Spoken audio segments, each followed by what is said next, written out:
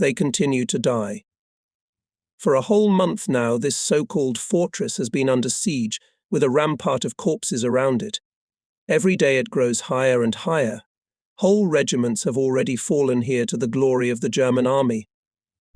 This truly unheard-of mass murder, this deliberate march to death and destruction hurls us like a chip in the storm.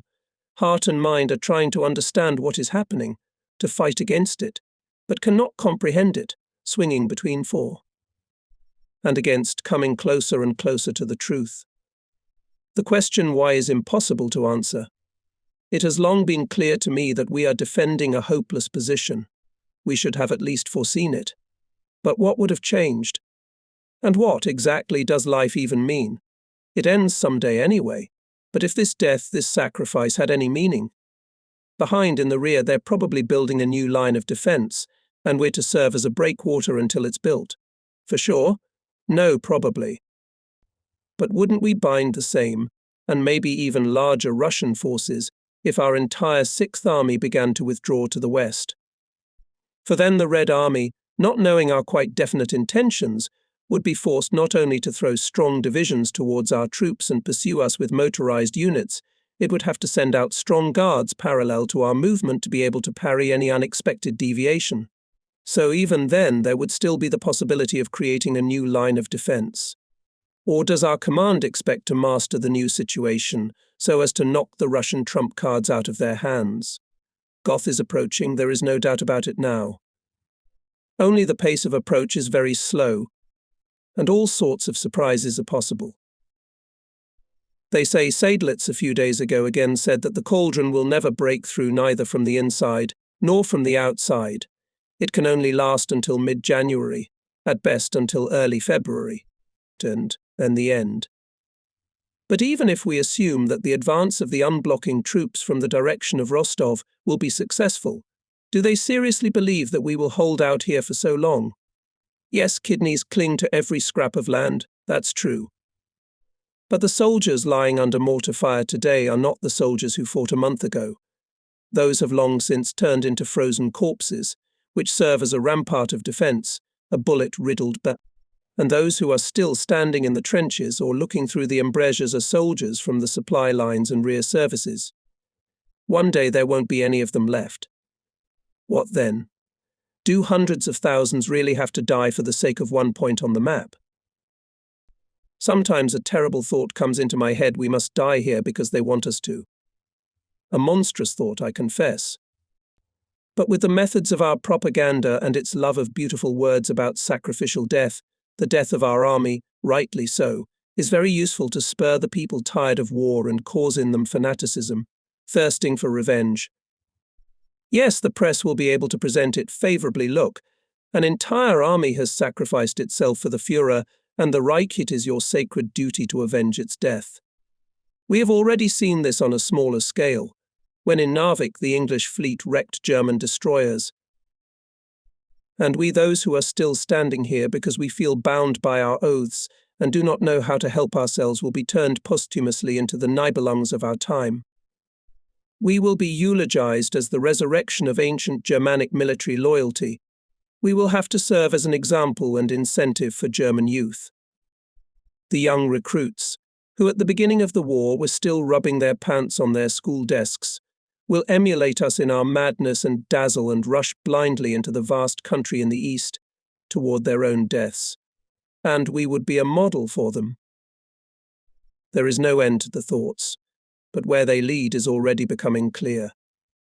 In such times of physical and spiritual suffering, as we are now experiencing, problems are born in the brain that have never been faced before. The brain does not stop working for a moment. And then comes the realization of the fact, sobering and sad.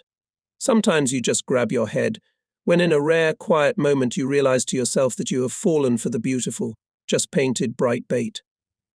So Goth is on his way. His strike group, consisting of several tank and infantry divisions, seeks to break through the outer ring of encirclement from the area of Kotelnikovo. Overcoming strong resistance, it is step by step moving forward. In a large bend of the Don, where the second group of German troops should move to Stalingrad, the situation has changed radically. In mid-December, large Russian forces went on the offensive on the Middle Don and pushed back the Italians and Hungarians. This operation threatens the deep flank of breaking forward deblocking army, forced to pull back forward offensive vanguards and build cut-off positions. All this constrains the actions of the command, deprives him of the ability to maneuver reserves. This paralyzes one of the teeth of the German pincers, which according to the plan of the command should close. Moreover, going to the rescue troops themselves in danger of being cut off. Manstein, commander of Army Group Don, as a result of the expansion of the Russian offensive front itself, fell into a difficult situation. Now we are given only part of the attention, only half of the forces are fighting to unblock us. No one can say whether things will remain like this for long, and whether the moment will not soon come when Gotha will have to turn the front to repel new operations of the Russians. In the cauldron itself, on the other side of the Don, the fighting is still going on with the same fierceness as before. But this is by no means the merit of the command of the Sixth Army. It is not seen or heard at all. Colonel General Paulus froze in his obedience. After all, his proposal to break through to the west was rejected. Contrary to his clearer understanding of the situation and the position of the army, he was forced to stay in the cauldron with all his troops, to hold on and day after day again and again to fight imposed by the Russians.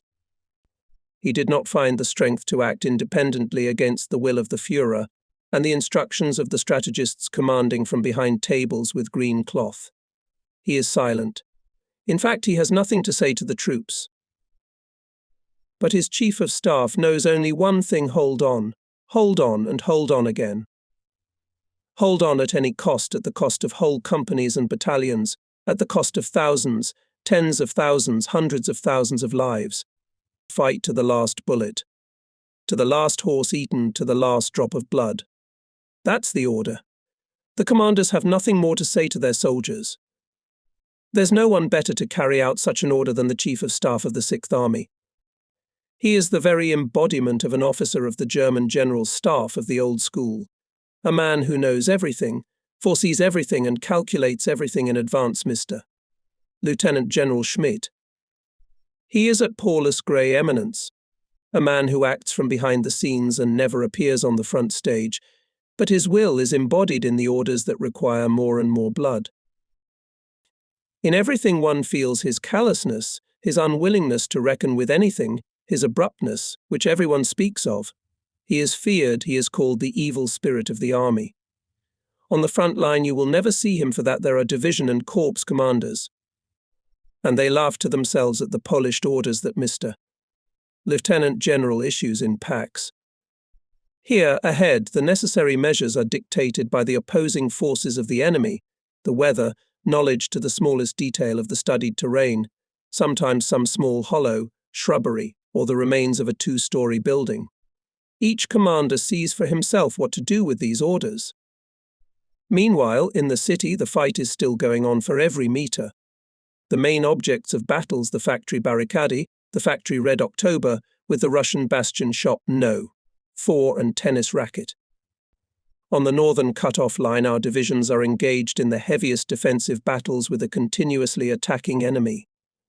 When the idea of a breakthrough was still wandering in the headquarters, here prematurely left the old, well-equipped positions.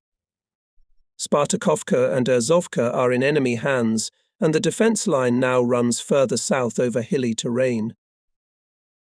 The heights of Grib and Erika, and further west the ravine at Kotlubani, every day witness new attacks, new counterattacks and new losses.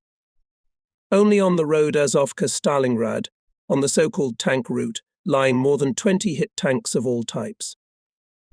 In the west, the outer fort of the fortress of Stalingrad is Marinovka. Occupying in front of this village semicircular defense, the soldiers of Major Willig reflect Russian attempts to break through. The enemy is continuously strengthening. The last attack on this village was 123 rocket launchers. Nevertheless, the front is still held here.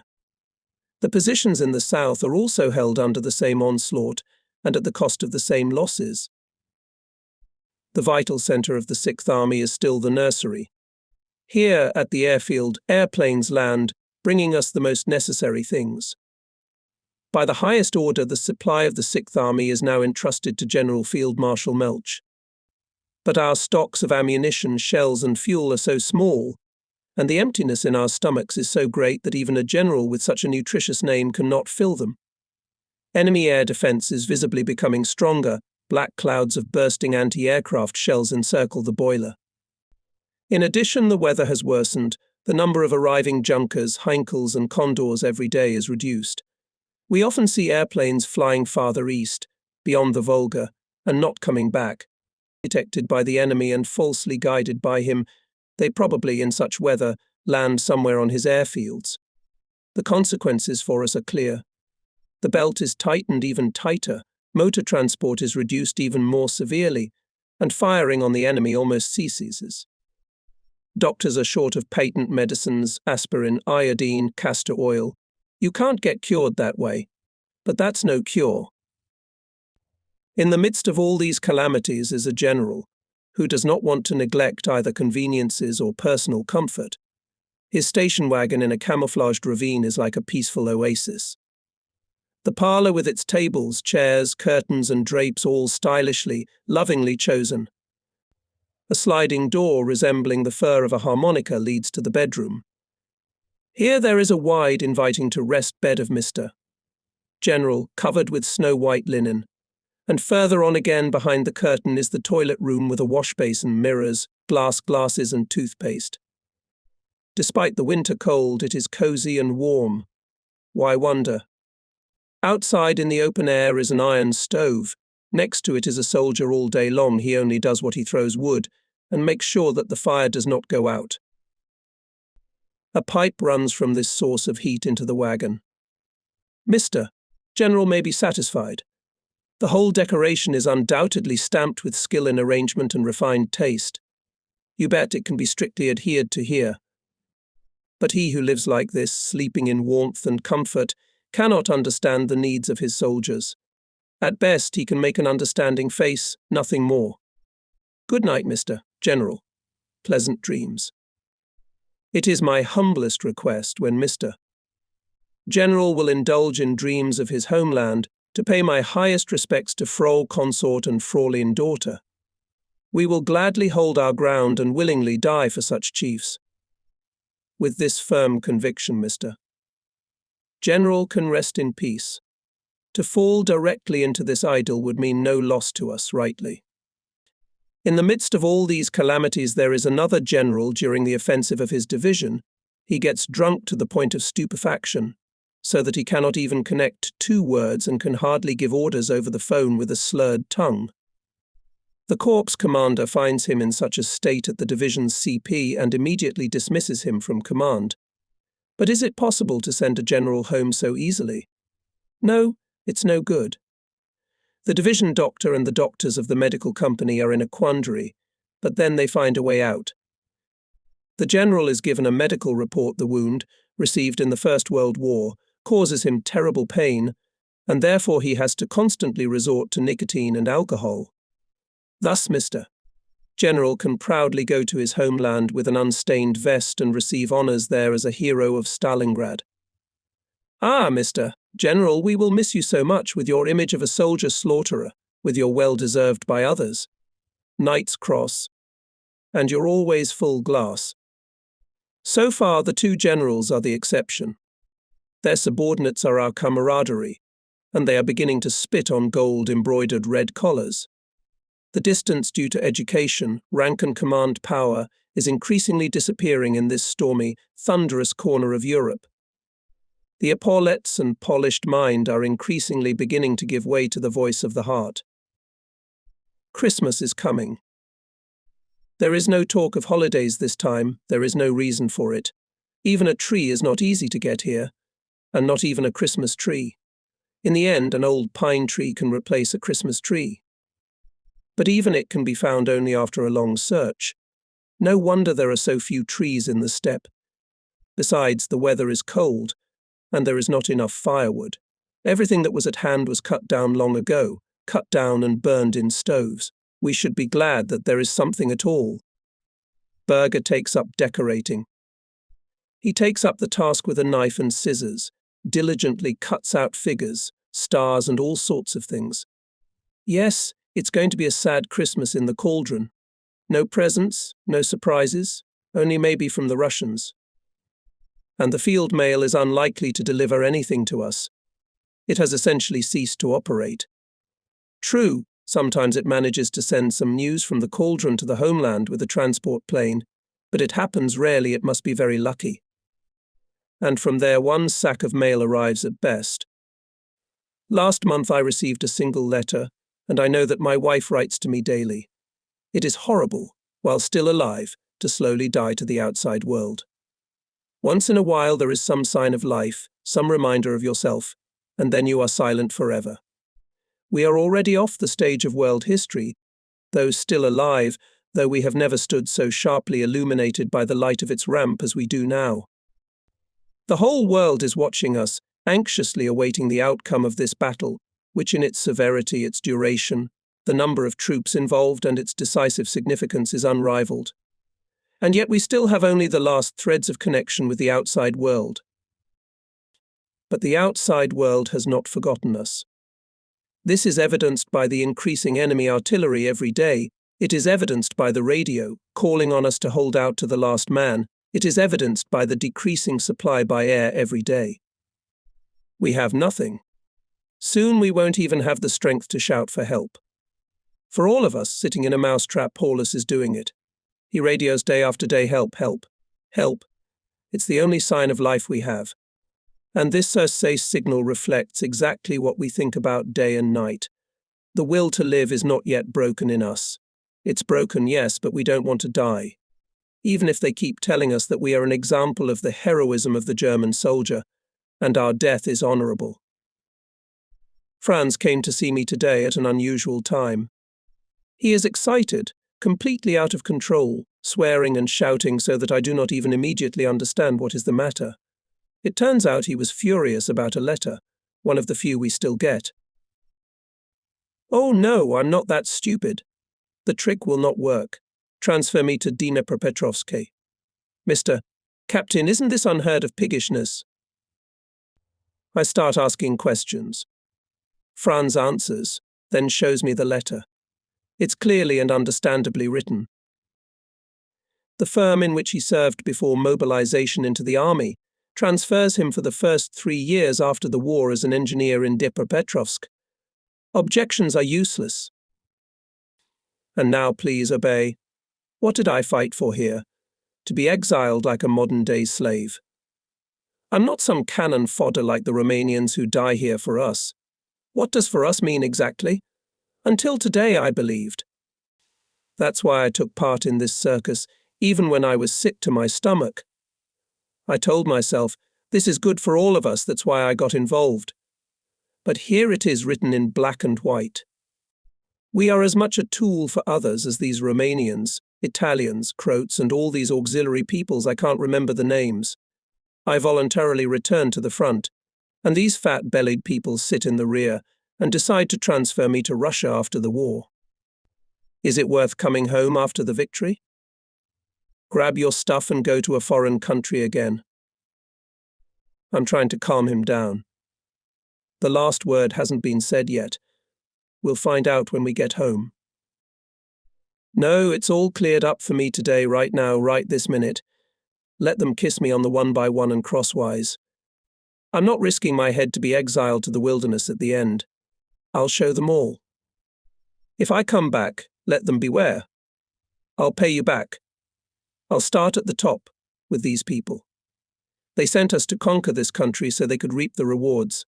And I'm fed up. You can't calm him down. He leaves as excited as he came. This one's already cured. He was so convinced of the rightness of his views. He always is. Fanatics of his kind only sober up when they're grabbed by the throat. Others learn faster. They see the injustices done to their comrades and draw conclusions for themselves, at least in the main. Be that as it may, discontent with Hitler and the top of the German state is growing. And it is in us, in those who are portrayed in their homeland as an example for others. a truly incomprehensible, blatant contradiction. But there must be a way out. Or maybe this contradiction is insoluble as long as our thoughts have not yet shed their long-worn baby shoes. That's what a non-commissioned officer from the Engineer Sapper Supply Platoon said to me the other day. When I went into Luke's company last week to see what was going on, this corporal was sitting at a table with 2 other soldiers. They were talking about the cauldron and, when I walked in, began asking me questions that demanded clear answers from me. I tried, as far as possible, to skirt the underwater reefs. But the 3 men were not satisfied with my answers. They took a rather reasonable view of things. It was clear that they adhered only to facts and rejected all excuses, and moreover, that they thought quite differently from what was allowed in Germany. Pretending not to notice this, I went out. I would have reacted quite differently before. There is no doubt about it. It means it is quite clear that I myself am no longer the same as I was a few years or even months ago. The next day, December 21st, we have a festive service in a small hollow. The prayer is over, the blessing is pronounced. People disperse. After brief wishes, the divisional priest also leaves. Thus, in fact, Christmas is over. But for me, and probably for many others, it is not over. Memories come back to me more and more strongly. Years, months, days, and the very last minutes pass before me mentally. The architect from our street, thrown into a concentration camp. Rominger. The mood in Germany. Seidlitz, Tony, and now the Pater. They surround me. They come from all walks of life here and back home. And they're all unhappy with what's going on. They swear loudly. They wail. They send radiograms for help. They whisper and pass on rumors to each other by word of mouth.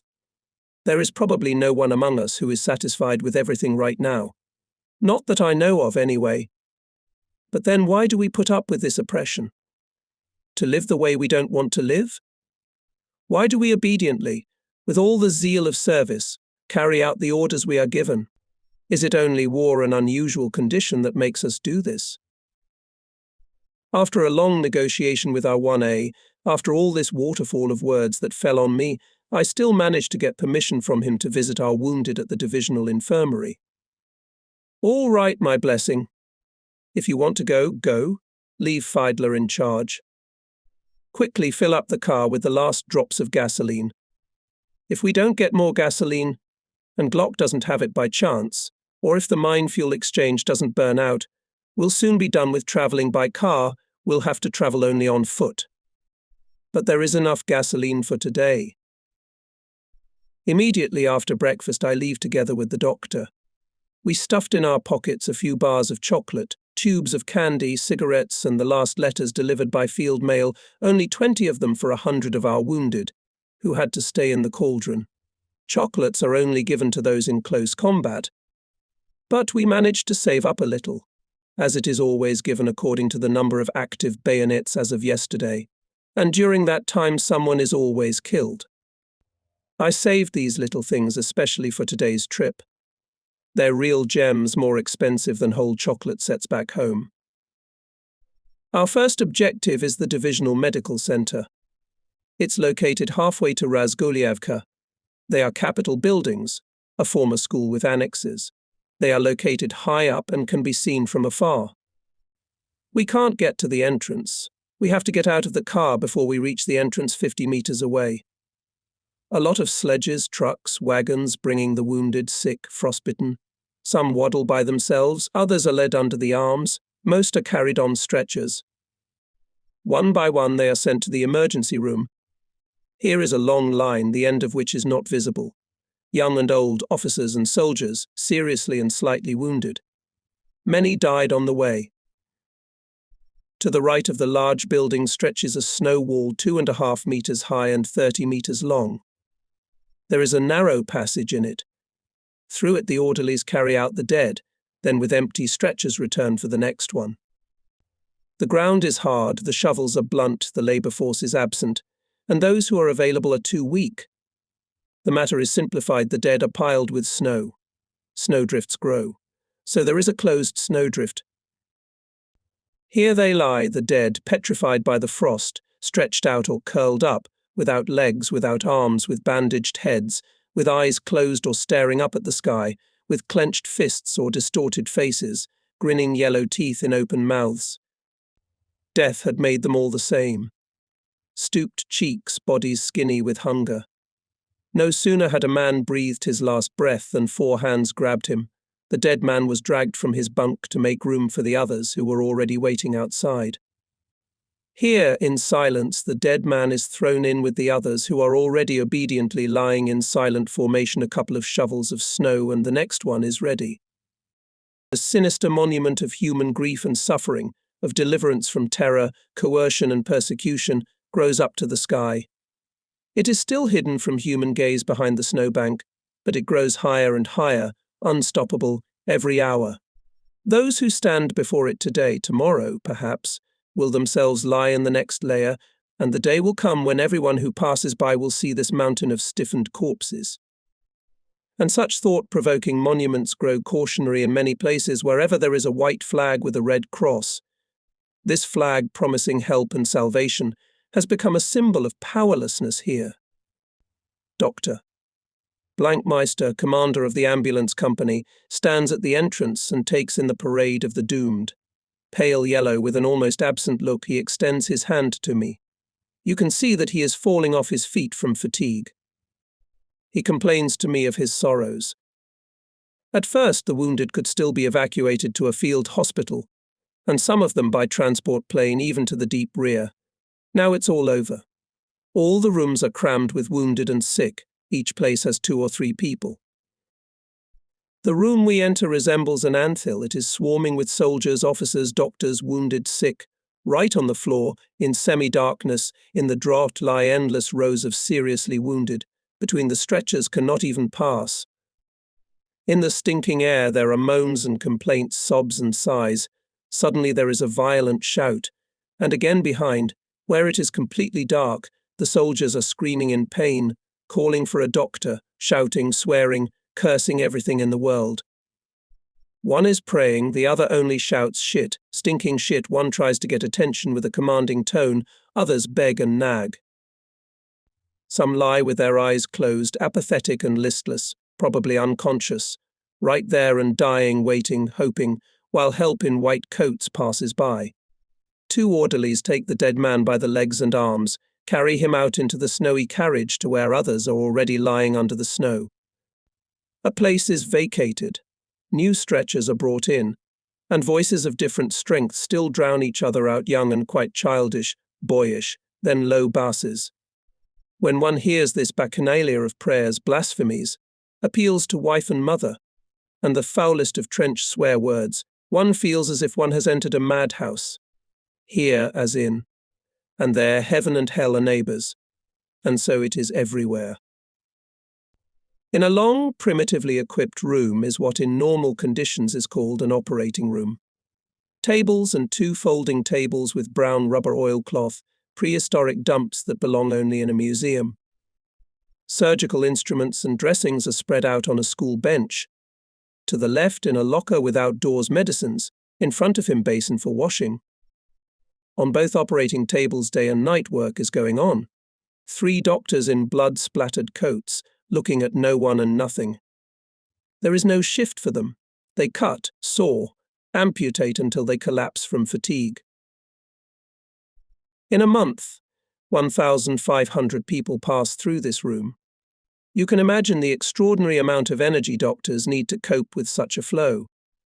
In addition, many do not just have gunshot wounds or frostbite, when a single knife movement is enough.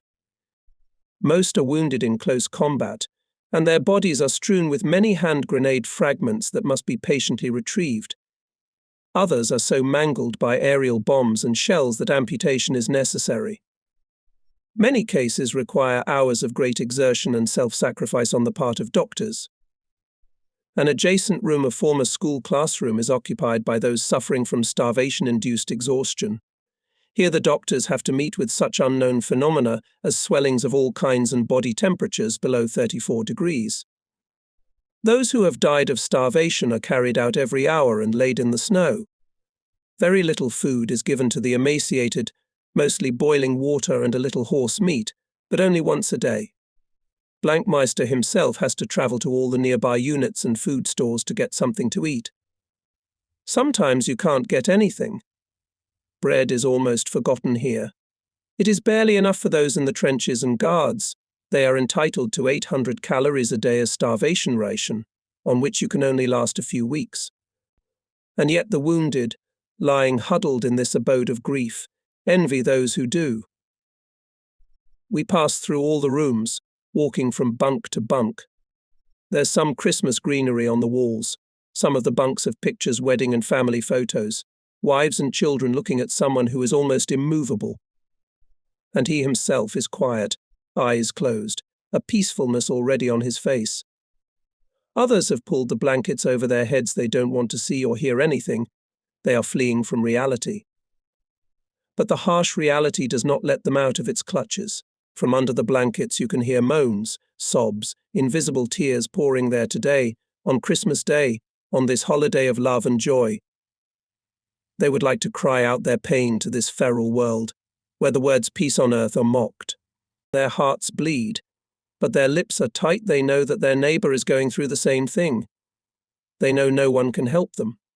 No camaraderie, no doctor, no God. In the evening, the priest is due to arrive to bless them on the occasion of Christmas. Some take the news with joy, others don't care whether he comes or not, and some even openly express their reluctance. Let them be left alone. They know in advance what the pater will say. They don't want to hear it. Let them be left alone with their own sufferings and thoughts, under their blankets, with their eyes closed and their ears plugged. My soldiers are among them. In every corner one sees a familiar face. I exchange short words of greeting, shake their hands sweaty, powerless, dead cold. Death has already come for some. Each receives a gift. Some receive a letter, a greeting from a distant home, where they remember him with love and fear for his fate.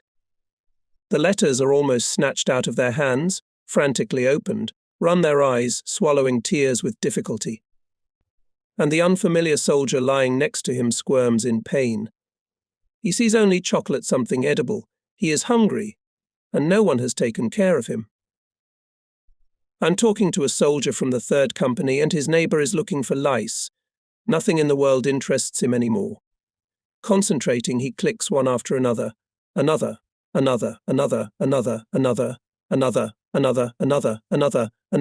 without paying any attention to us. In the headboard hangs his uniform with officer's epaulettes overbuttoned. In the next room a shot rattles. Among the 30 other wounded on a bunk in his own blood lies a lieutenant, a young 20-year-old guy. His right arm hangs down impotently, a pistol lying on the floor. Lightly wounded, reports Blankmeister, who has come running in. Yeah, maybe. Here in this city it's not just bullets and splinters that tear the heart. From behind, someone is raving in delirium. A cramped mouth shouting orders, cursing, yelling everyone must die with dignity, as they should. A monocle gleams on his angular face. On the edge of the bunk sits a clerk and strokes his commander's left arm. His right arm is gone, his shins are shattered. It'll be over by morning, Blankmeister says. The rounds are over. Now I understand why the doctors and orderlies are so exhausted, why they are so apathetic and sometimes even insensitive and heartless.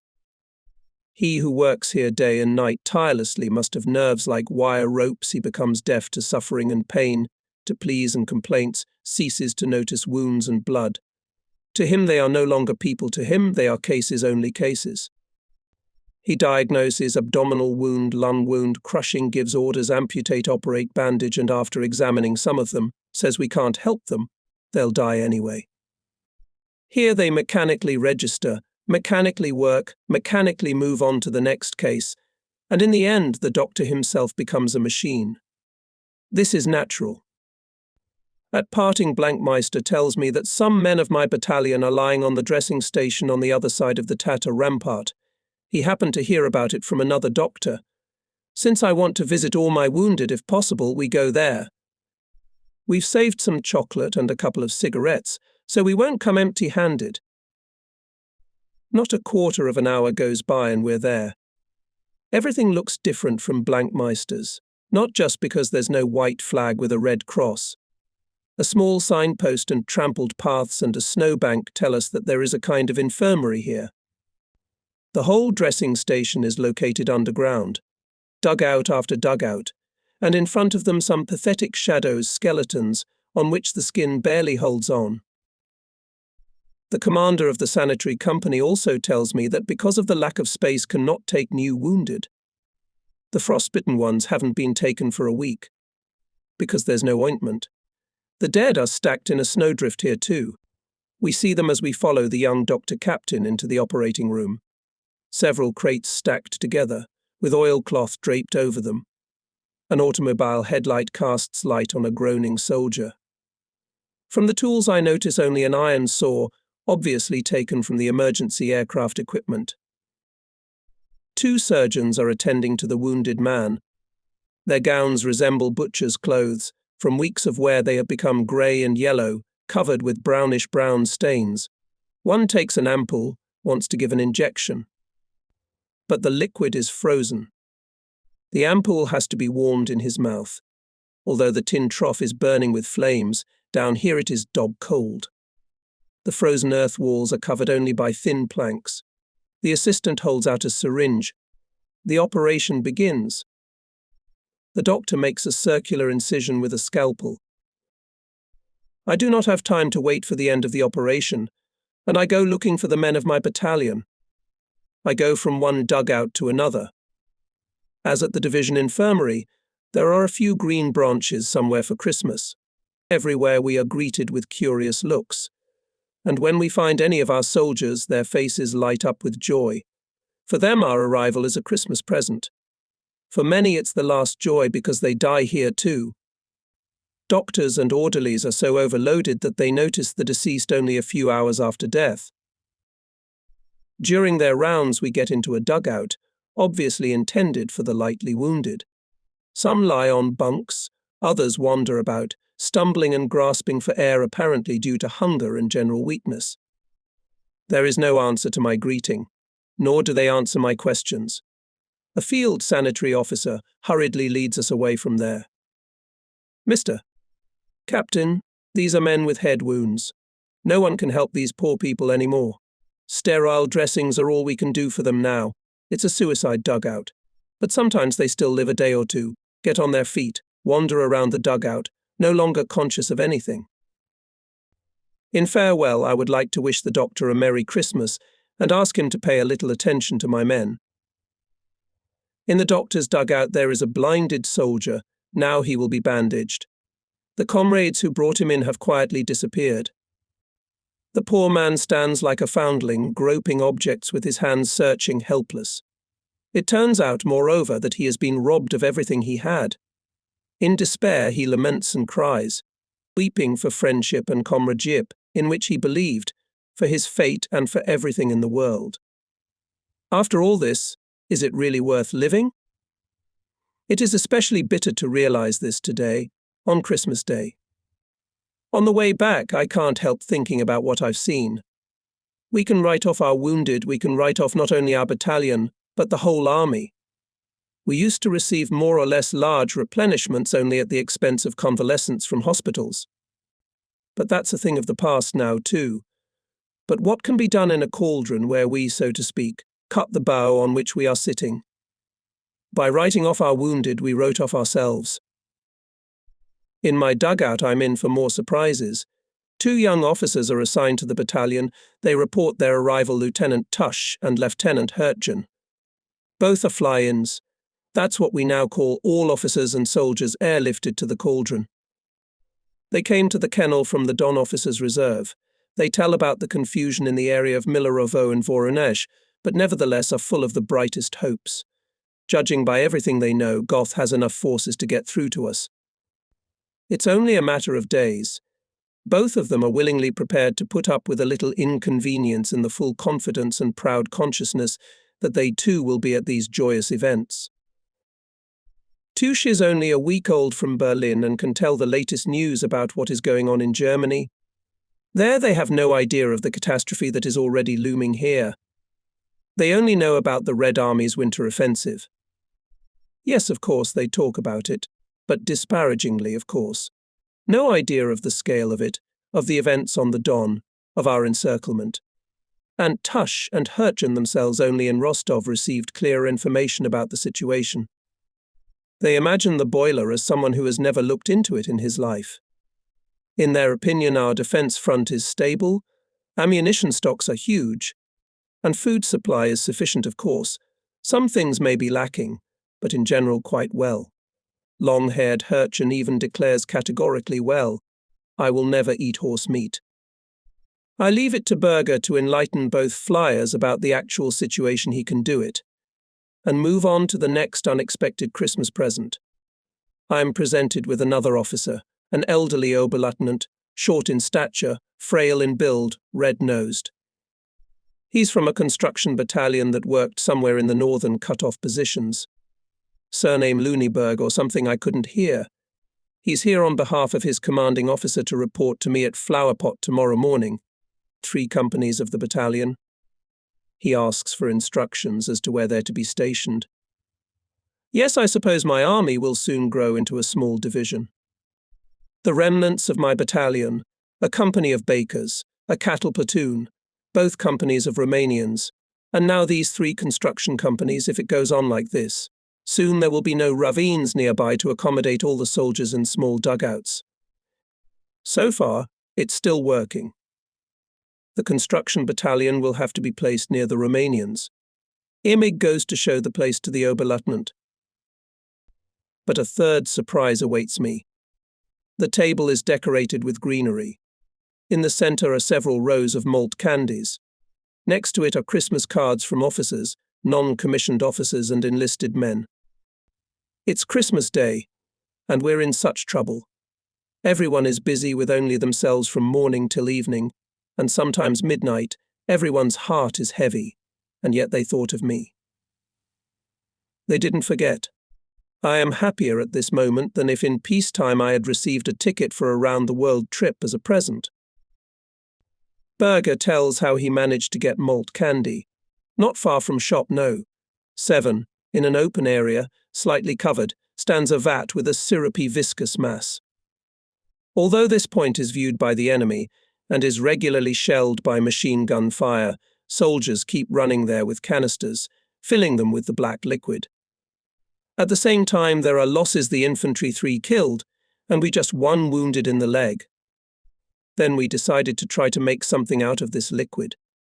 We boiled it with double the amount of water, cooled it, poured the thickened mass on an iron shield, fried it, cut it into quadrangular pieces. The product of this creativity is malt candy. I try one. The taste of mineral oil is still there, but it is sweet, and still at least some treat. On the occasion of the holiday were issued double portions of food. Everyone in the battalion got 2 large beets and a full pot of soup. It's the only thing we can do. Evening comes, Christmas Eve. One by one the officers from the old companies come in, the battalion intendants from the nursery. We sit down at a small table. A pine tree instead of a Christmas tree, burning candles, Christmas singing from the radio and green branches create a festive mood.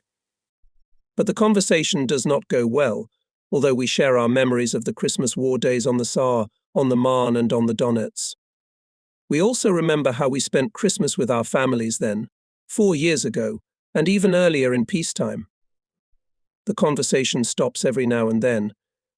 They look at the burning candles, inhale the pine smell, move back to the wall in the semi-darkness, behind the neighbour's back, and their thoughts go far away, toward home. It is 8 o'clock in the evening. The relatives are all sitting together and looking at the candles too, just as we are. They are now passing my picture to each other, thinking of me. But how? Is it with the same pride? Do they believe that we stand victoriously on the Volga, holding the banner high? Perhaps they still do. I remember how happy my mother was when she first saw me in an officer's uniform. But a lot has changed since then. We've been at war for 4 years. And doesn't everything else, All the hardships and worries recede into the background today before one such understandable wish that the holiday of peace on earth should really become a holiday of peace, before the desire to be with my beloved son on this day. Yes, I understand it well. I imagine my mother waiting in vain for a letter from me today, her eyes watering. She will seek comfort from my wife to help her through these difficult hours. My wife will try to appear stronger than she is. I know her. But they back home have no reason to think of us with any special sadness today. They don't know anything about the cauldron. Tosh just confirmed that. And they know even less about the conditions we are in: hunger, fatigue, perpetual close combat, mass graves and corpses behind the snow berm. The German people will only learn about these things later, when everything is behind them. But even now, when they do not know about it yet, grief will quietly penetrate into many homes where the Christmas tree with lighted candles stands, and this grief will point its finger at us. Words of comfort will be spoken. Hopes will be cherished for a reunion. They will look at the photo and say to themselves, "Let us not despair after all. He will surely come back. After all, nothing has happened to him so far. He is lucky. There is no need to be afraid." But he himself, a captain in Stalingrad, has no time to indulge in all these thoughts. It is 21:00, and Goebbels has just started his Christmas speech. The dugout becomes even quieter. By the voice of the orator, one can feel how annoyed he is that he can't tell the whole listening Germany the victorious news about the situation on the fronts. He has to admit, although I usually do not go into my pocket for words, today I do not have enough. But he still has enough of them to bring down a waterfall on his listeners, to fill the eyes of mothers and wives with new tears, to bring confusion into their souls, and at the same time try to strengthen confidence in the leadership of the Reich, exhorting everyone and everything not to think. Because the courage of the heart in a time of war should be valued more than clever intellect. And, as if in mockery of our situation, he ends with a sweet voice quoting Hölderlin: "The messengers are flying, we have won the battle. Live, O motherland, and count not the fallen."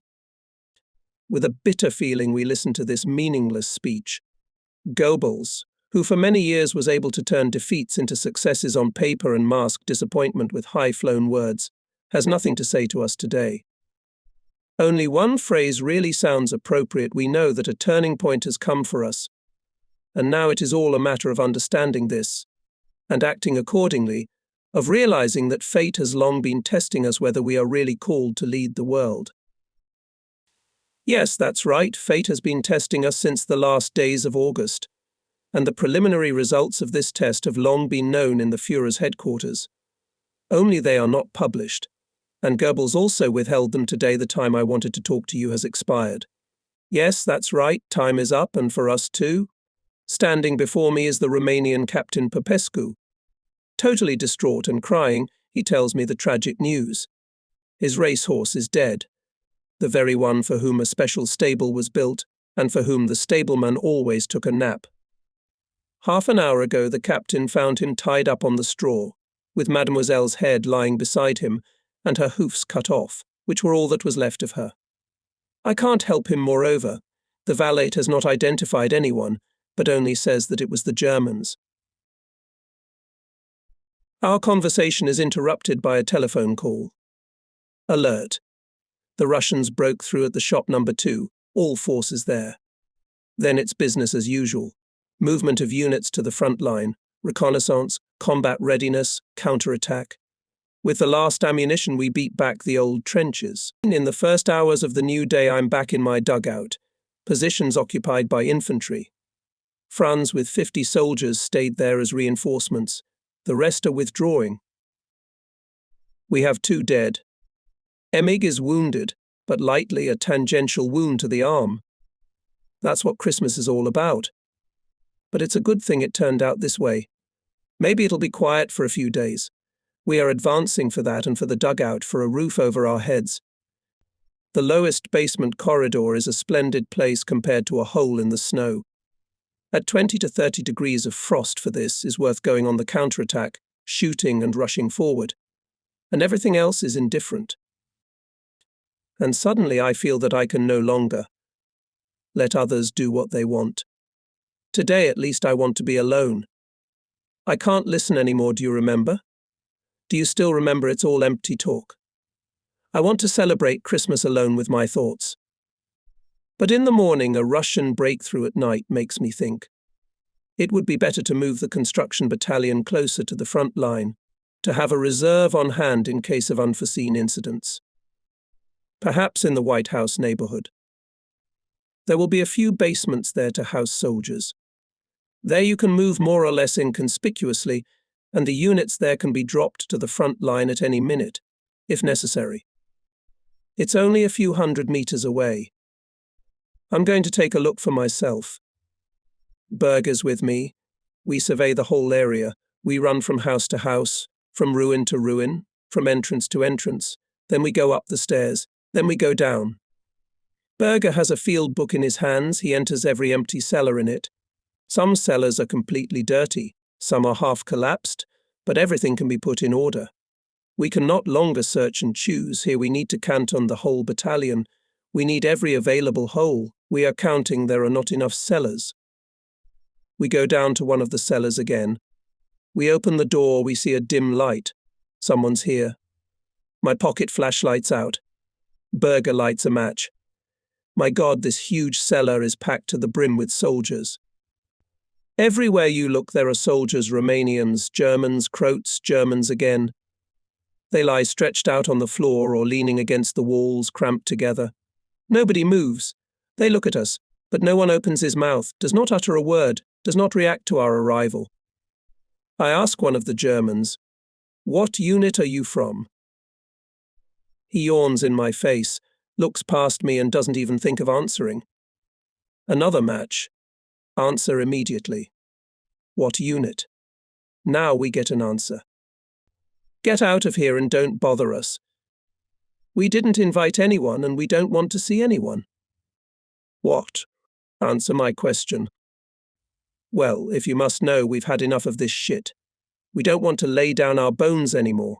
No way. We'd rather die here, but in peace. Now you know that, so get the fuck out of here. I explode with indignation, but I realize I'm actually trying to hit the wall with my head. No one pays any attention to me. But that's desertion, treason against others who are still fighting. Berger is lighting what must be his 20th match. I only want to determine approximately how many soldiers are here, and I move on to the next cellar. Berger follows me. We step on someone's hands, trip over someone's feet, fumble with every step we take. There's a flurry of swearing and cursing pigs, you animals, thrown in our faces. The noise is as if the whole mob is about to pounce on us. But only a few people shout. The bulk of them lie and sit perfectly still, don't even move. Berger lights a match again. Someone comes up to us and blows it out. Total darkness. And now I feel someone else's hand in every pocket of my overcoat. Everything happens in an instant. "Mister, Captain, help.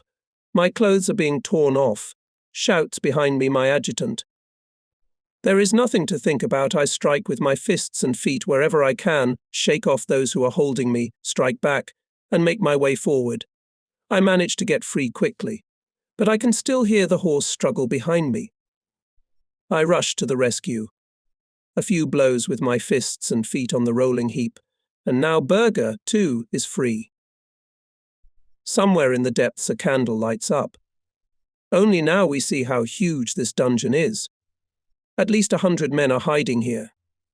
There, at the far end, where the light has come on, a terrible scene is taking place. Without paying any attention to us, 3 soldiers are beating a 4th. The only thing visible is the thick stick with which they beat him. Then the 3 pounce on the fallen man and strip him naked. They tear off everything, not even his undershirt. The predatory gleam of their eyes is visible to us. No one rises to the defense of the beaten man. Everyone lies as if nothing had happened. Complete apathy, the sobs of the beaten man. Through the darkness we rush there, right over feet, hands, bodies and heads. We are met with a stick. Berger's glasses fly off, but we don't back down, and 2 minutes later the stick is in our hands.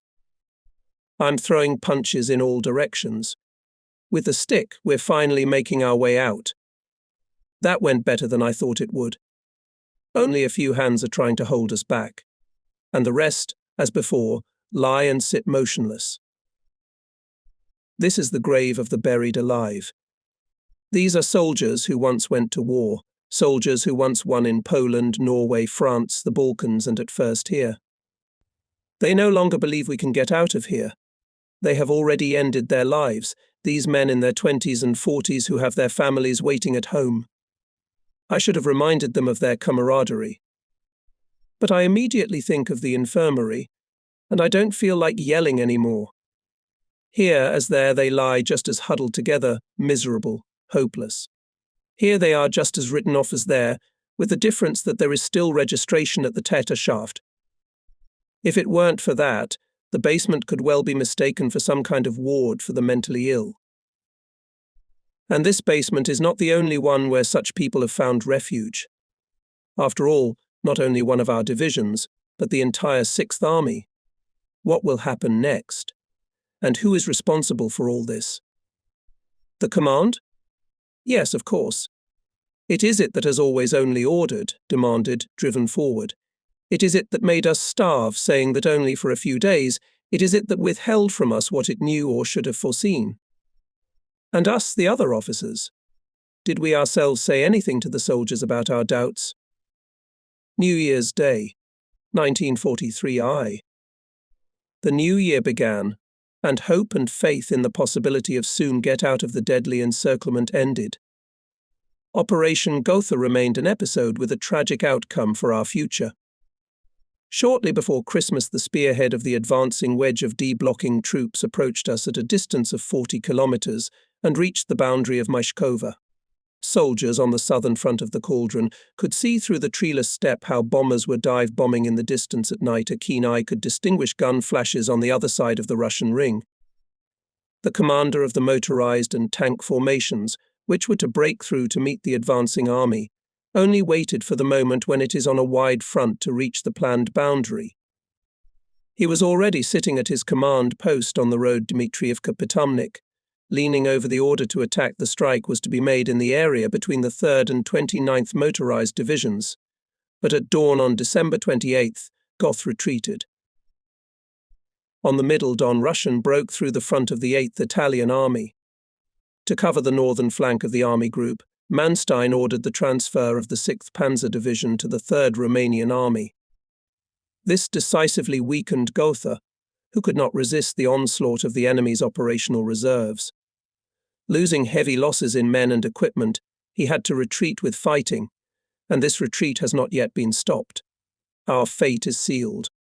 Rumours and radiograms can no longer help us, although on January 1st, Hitler once again assured that he would not leave us to our fate. The soldiers bitterly ironize those who do not skimp on irresponsible promises. From Manstein we hear only one thing. I can't unblock it. God help me to get out of here. About Fiebig, the commander of the 8th Air Corps, now there is a bitter pun Flokstrichtung beliebig gezeitnet Fiebig. Yes, to run away. Now even the most incorrigible optimist understands this. Only one thing is unclear when we're dying of hunger. With empty stomachs and empty magazines, we'll finally be shot out of mercy. But it is only a matter of time. Better an end without torment than torment without end, that is our only wish. The gain of time is no gain to us at all. All of us sitting here in the cauldron know what time is for us and what the watch on our hand is for. Time is agony. Do we have to keep looking at the clock to tell ourselves that we are 1 hour closer to death? The ticking of the clock gets on our nerves. Time drags slowly, morning, noon, evening, night, and again morning, and again morning, and again morning. It is as if time has never gone faster, and now it is dragging on purpose to torment us, to torture us, to pull the veins out of us. It doesn't want to hurry up when, staggering from hunger, we look at the shining dial and can't wait for the minute when there will be an empty but smoky broth in front of us. When it is necessary to take the initial position for counterattack, when it is necessary to stand up to attack, it rushes like a sprinter on the track, not to let us think for a second, so that we thoughtlessly act and follow orders, so that we make mistakes, and then we can say in our defense, "I had no time to think." Such is it, time, unaccountable and cruel, unstoppably fast for some, deadly slow for others. The man who invented the clock was a sadist. He tyrannizes us today, forcing us here on the Volga to look at the dial hundreds of times a day and say, "No, your hour has not yet come, you still have to wait, and for how long it is unknown, but you must wait, wait and wait again." On New Year's Eve, it seemed that our last hour had come. 2 hours before midnight, the Russians began a hurricane artillery bombardment from 1,000 barrels on the entire front of the city of 30 kilometers. Cannons, howitzers, rocket launchers and mortars opened such a fire that we were completely dumbfounded and thought that the long-awaited general offensive had already begun. But this time it was not yet. It was, apparently, just a New Year's greeting from the enemy. Russian loudspeaker installations at various parts of the front gave advance notice of the upcoming fireworks soldiers should go into shelter. And the fireworks. No thanks. But what if the Russians really do go on the offensive? This New Year's Eve horror permeated us to the very marrow of our bones. Fireworks showed us that the enemy outnumbered us not only in manpower, but also in equipment. In those days I remembered a book one read before the war. It was written by a certain General von Donowitz, a theorist of blitzkrieg. It proved that Germany could only win lightning wars. The French could be defeated in 1914, in 1915, even as late as 1916. But in the third or fourth year of the war, when the British and Americans still had inexhaustible reserves, it was too late. As far as I remember, the author ended the book with these words: "If it comes to a strategy of attrition, Germany will collapse before its opponents." These words seem to have retained their meaning for the present war. The first misfire occurred in the war against England, and here, in the East, the strategy of blitzkrieg bankrupted definitively. We have thus entered a stage of exhaustion. And with Germany's smaller military potential, things are rapidly heading towards the sunset of its military happiness. We see this with our own experience here at the walls of Stalingrad. If thousands of guns are continuously hitting us day and night, if the Russians have so much ammunition that a New Year's Eve cannonade rattles across the Volga, if for a single attack on Marinovka they put up 123 rocket launchers, then this is a material superiority in the face of which we are more or less powerless. After all we have experienced here, one thing is certain: our methods of creating strongholds, breakthroughs, pincers and uninterrupted advance are not suitable here at the walls of this city. They have put an iron barrier. Now we are talking more and more, especially the fly-in, about all kinds of incredibly high-speed weapons, about mysterious miracle weapons, about super-heavy tanks, which as if will decide the outcome of the war. The new machine gun is the only thing we've seen so far. The infantry has been given some of these weapons. But they will not decide the outcome of the war. There is nothing to prove. And what else new do we have in military technical terms? In the 20s, between the two wars, we talked a lot and very mysteriously about some epochal inventions and discoveries in the field of military technology, about some deadly rays and high-voltage currents. In reality, however, no fundamental innovations have taken place, except for the creation of airborne troops. The armament of the current war is only further development, improvement and creation of more modern varieties of existing combat means. And in the few days that are still left to us, nothing can be changed. With his propaganda machine, Goebbels can no longer clearly achieve the desired success. You can see it all. Terrible tales have been told about the Russians. They resurrected the Dark Middle Ages, the accessories of the Inquisition, the setting of the 30 Years' War, at every turn painted cruelty, bloodthirstiness and ferocious oppression. Thanks to this, many Germans imagined Russia as a country of paralyzing fear and the Russians themselves as the devils of hell. We were led to believe that in their irrepressible hatred they did not take prisoners, but put them to death by means of monstrous tortures. Now the reason for such propaganda became clear to me, so that no one would even think of defecting to the Russians. Yes, this has been achieved to a large extent, but what was expedient for the blitzkrieg has now turned into its opposite. Now, when the Russians are advancing and the German soldier sees that the enemy outnumbers us, it turns out that there is no front. Everyone looks back and hastily retreats, so as not to be captured in any case. This goes so far that the soldiers defending in the vast ruins of the walls prematurely give up their positions, which they themselves then have to retake at the cost of more bloody sacrifices. Despite the shortage of trained soldiers, we must never leave one man at a firing point. The German soldier now needs an elbow connection. He is afraid of being alone in the position. Such instilling fear of the Russians turned out to be a mistake, because the Wehrmacht command never considered the possibility that the Russians would take German soldiers prisoner or even carry out a counteroffensive. Yes, and the generals themselves, caught in such a cauldron, disintegrated into different layers. Here, for example, Paulus with his thesis, The First Duty of the Soldier, Obedience. Anyone who listened to the summaries of the Wehrmacht High Command can easily imagine what is going on in the head of this general. To the right and left of his army, the front has been broken through. We're not the only ones who have to repel the Russian offensive. Far from here, in the Ukraine, the winter battle is raging. Soviet tank vanguards are daily breaking through further west and south. Now all our troops in the Caucasus are under threat.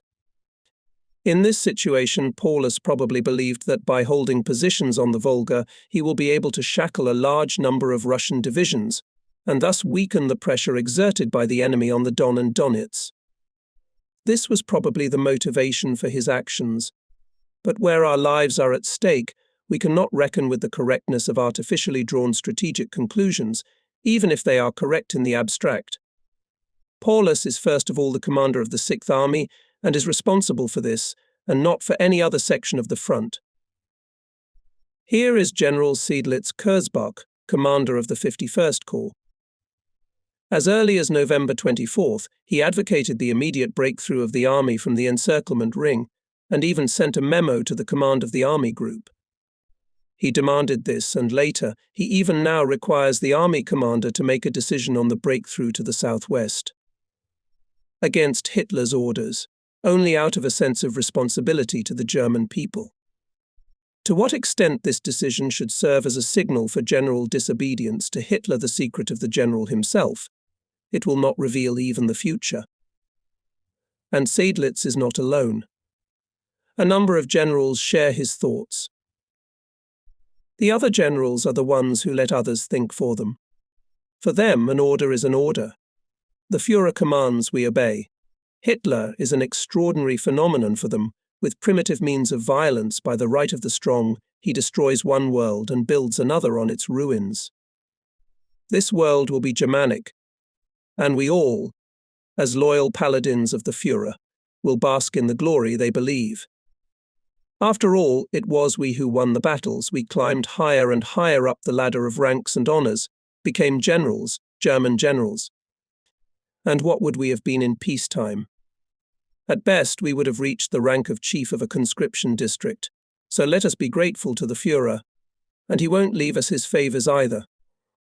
Only one thing we have to do is to keep on fighting. He orders it, and he knows everything. He knows what and why. Gentlemen, if one of us really refuses to carry out his orders, what will become of such a general? He'd disappear forever, and there'd be room for him on the plain. And then? Then a court-martial, imprisonment in a fortress, and maybe even, you know how strong the hand is there.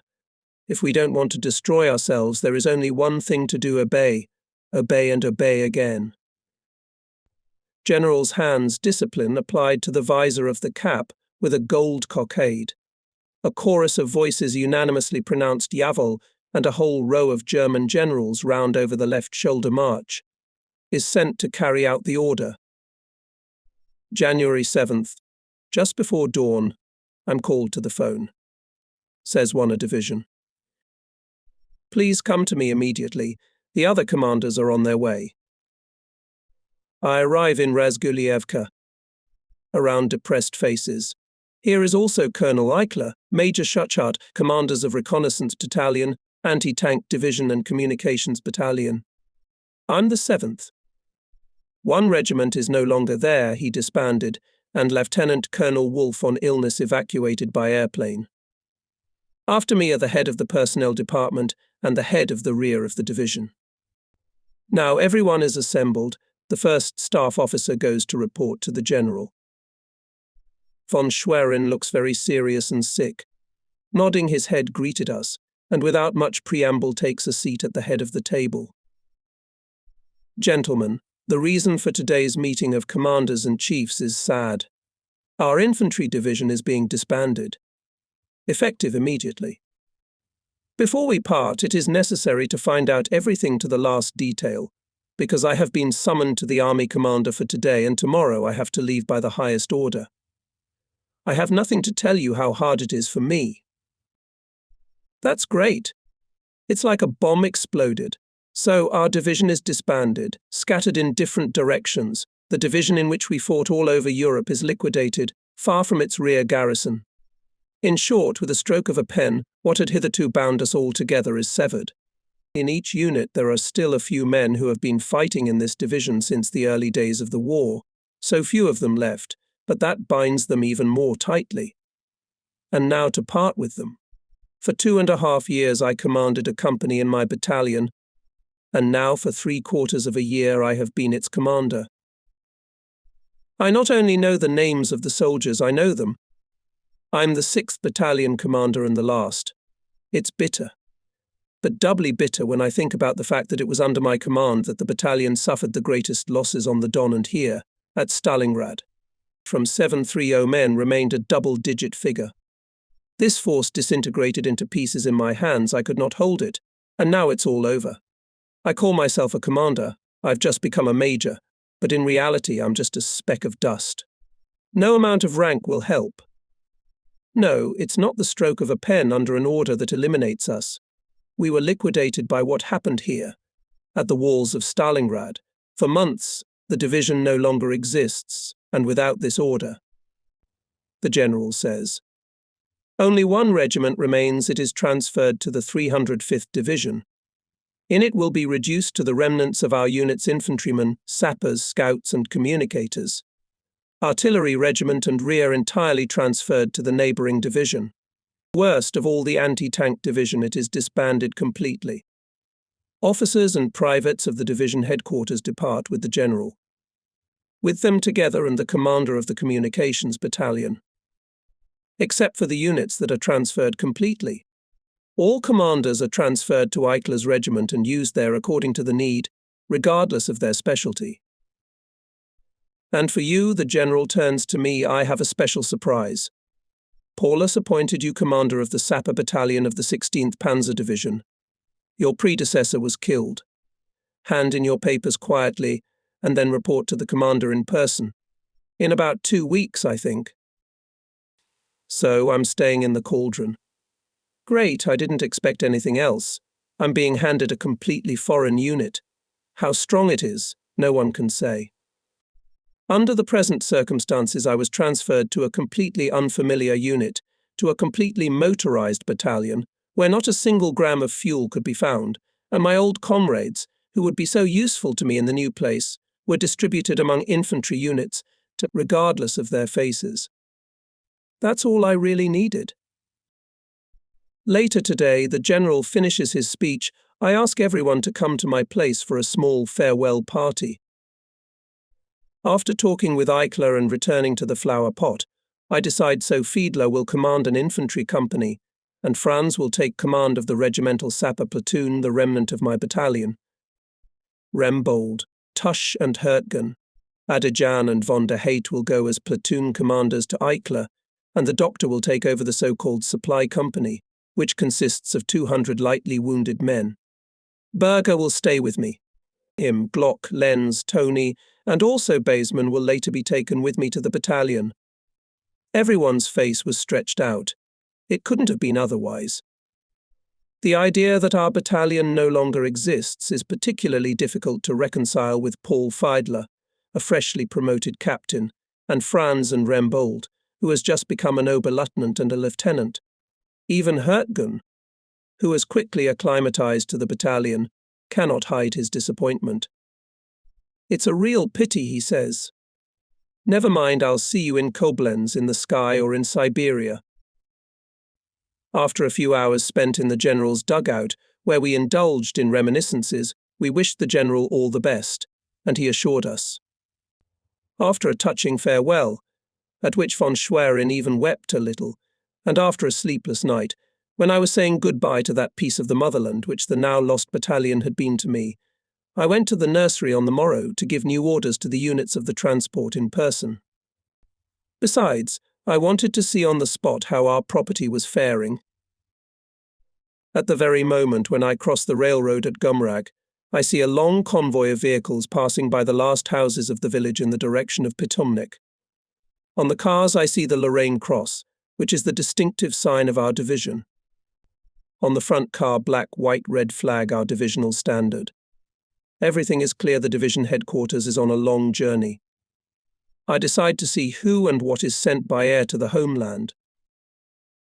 At the airfield reigns feverish haste. The column enters. Everyone quickly get out of the cars. The airplanes are ready for departure. Outsiders are not allowed on the field guard, while an air battle is playing out above us, and one Messerschmitt is deftly trying to rise above two Russian fighters. The doors of the grey-white planes open, and now the first officers are sitting inside. The denmen can hardly keep up with them. With boxes, suitcases, and linen bags, they trot after them.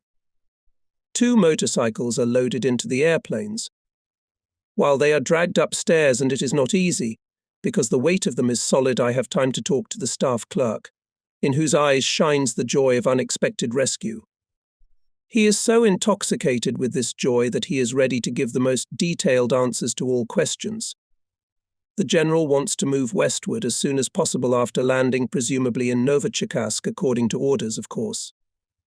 Car, unfortunately, in such a small plane cannot be dragged, so we are carrying two motorcycles, both fueled to the top. That's right. If we're already written off, why leave us gasoline? It's important that this gentleman with an old soldier's name has something to get away to the rear, even if the transport is so unattractive. Besides, it makes such an excellent impression, a general on a motorcycle, quite according to the field regulations. You can see at once where he came from, that he has smelled a lot of gunpowder. It smells like the hero of Stalingrad. Two Russian prisoners of war are also put on the plane. This is necessary, although at first it seems incomprehensible. But two motorcycles require two engine fitters. No one would deny it. And the departure is so sudden, where to find time to find two soldiers in the engineer battalion and take them with me? There are only two men from HQ I don't see here, the two divisional priests. One of them I wanted to give a letter home. Just a few lines written in a terrible hurry. Pater? Pater? The clerk strains his memory. Arda, both priests are being left here. After all, each of them is already over 70, and there is not enough room in the airplane for even the most essential luggage. Ah, Mr. General is especially sorry about this because he has so much respect for the church. But one has to choose pater, motorcycles or locksmiths, which is more important. It's all about the war, what's needed for the war. And you can somehow do without a priest, no matter how hard it is. Everyone can understand that, even a pious man. What's in these crates? Groceries. You've got to take care of yourself. It's only a 2-hour flight, so we could do without food. But who knows what it'll be like down there after we land? We have to provide for ourselves. Yesterday, each departing was given 10 cans of canned meat and a loaf of bread, finally filled their bellies again. And the leftovers, of course we take them with us. What else should we do with them? Leave them for the troops? Or give them to the wounded? What's the point? There won't be enough for everyone. Only many will feel offended. No, there's nothing wrong with division headquarters. They take care of their men. Yes, that's true. Everyone thinks only of himself, hand washes hand. The intendant takes care of Mr. General's good food. He even brings cigars for him, for that he himself is taken. The head of the What You Order department does everything himself, if possible not burdening Mr. General with all sorts of trifles, and for this he is taken. The general orders a special ration of chocolate for the brain trust of his headquarters, but he himself will have less work and more time to solve the question, can a man become an officer if his father is a peasant? Clouds gather in a bunch. The sky also somehow understands that Mr. General needs to fly from the cauldron. It is necessary to hide the departing planes from the eyes of the Russians. The precious cargo will be unloaded safe and sound somewhere behind, where the danger is not so great. And ahead of everyone will proudly stride the commander, who got out of the hardest corner of Stalingrad, the factory Red October.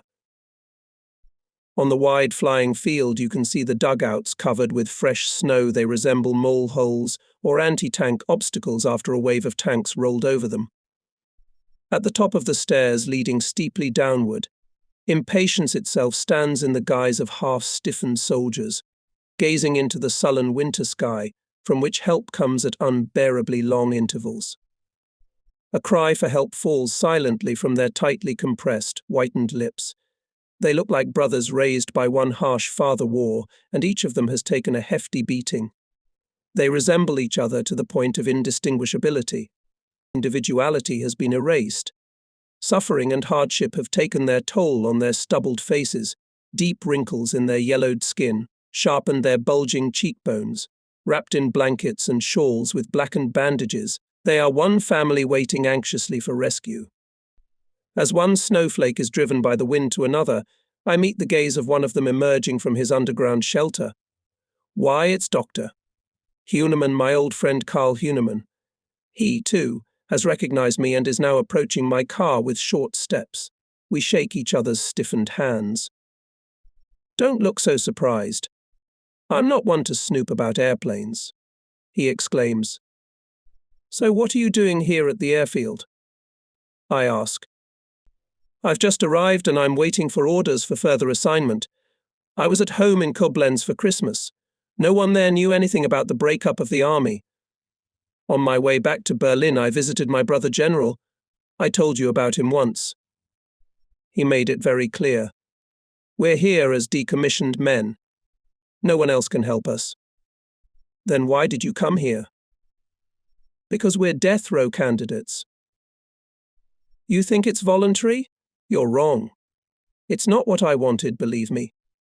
But yesterday I got an order. There's a shortage of doctors. I have to go to the nursery immediately. Where do you think they'll assign you? God only knows. I'm waiting here for now. Who'd have thought we'd die so stupidly? Anyway, I decided the last bullet in my forehead, but I won't let the Russians get their hands on me. At that time, a new airplane lands, and there is no longer any barrier chain. As it was then in December, people jump out of all holes, the race begins, the prize in which is one's own life. There is a fight at the entrance to the airplane, only now the scale is bigger. Now several hundred people are rushing to the plane from all sides. They don't care about the luggage. Life and nothing else is what they want to save. They don't care about anything else. There is a real fight for the airplanes, a real fight. The gleaming blades of bayonets and knives rise and fall. The wounded fall with curses on their crusted lips. The pilot, who has strict orders to take on board only those soldiers who have a certificate signed by the Army Medical Chief, is unable to resist the onslaught of the unaccountable huge mass. He climbs into his cabin, and the pus-smelling and sweat-smelling pile of bodies squeezes through the narrow door inside. Inside. Whoever is inside is alive. Whoever is left outside is dead. In the airplane, the young commander of the ship is just out of his mind. He cannot start, the machine is overloaded, overcrowded. But everyone is glad that finally inside, no one wants to get out. Neither requests nor threats help. They have to throw out the unnecessary by force. But no matter how weak these half-skeletons are, their strength increases, their hands cling frantically to anything. Their fingers are crushed with their heels until they unclench, bloody, but they cling again, and the whole thing repeats itself. In the end, the dropped man falls on a double row of those already lying by the plane and bangs his head on the frozen ground. The scramble lasts for several minutes. No one asks for any more evidence, it no longer makes any sense. just so long as the number of people leaving doesn't interfere with the takeoff. But the door to the plane is still open, and immediately 6 to 8 hands cling to it to claw their way to escape. They try to pull themselves up, but they can't succeed. Their arms are too weak. Their legs are dragging on the field.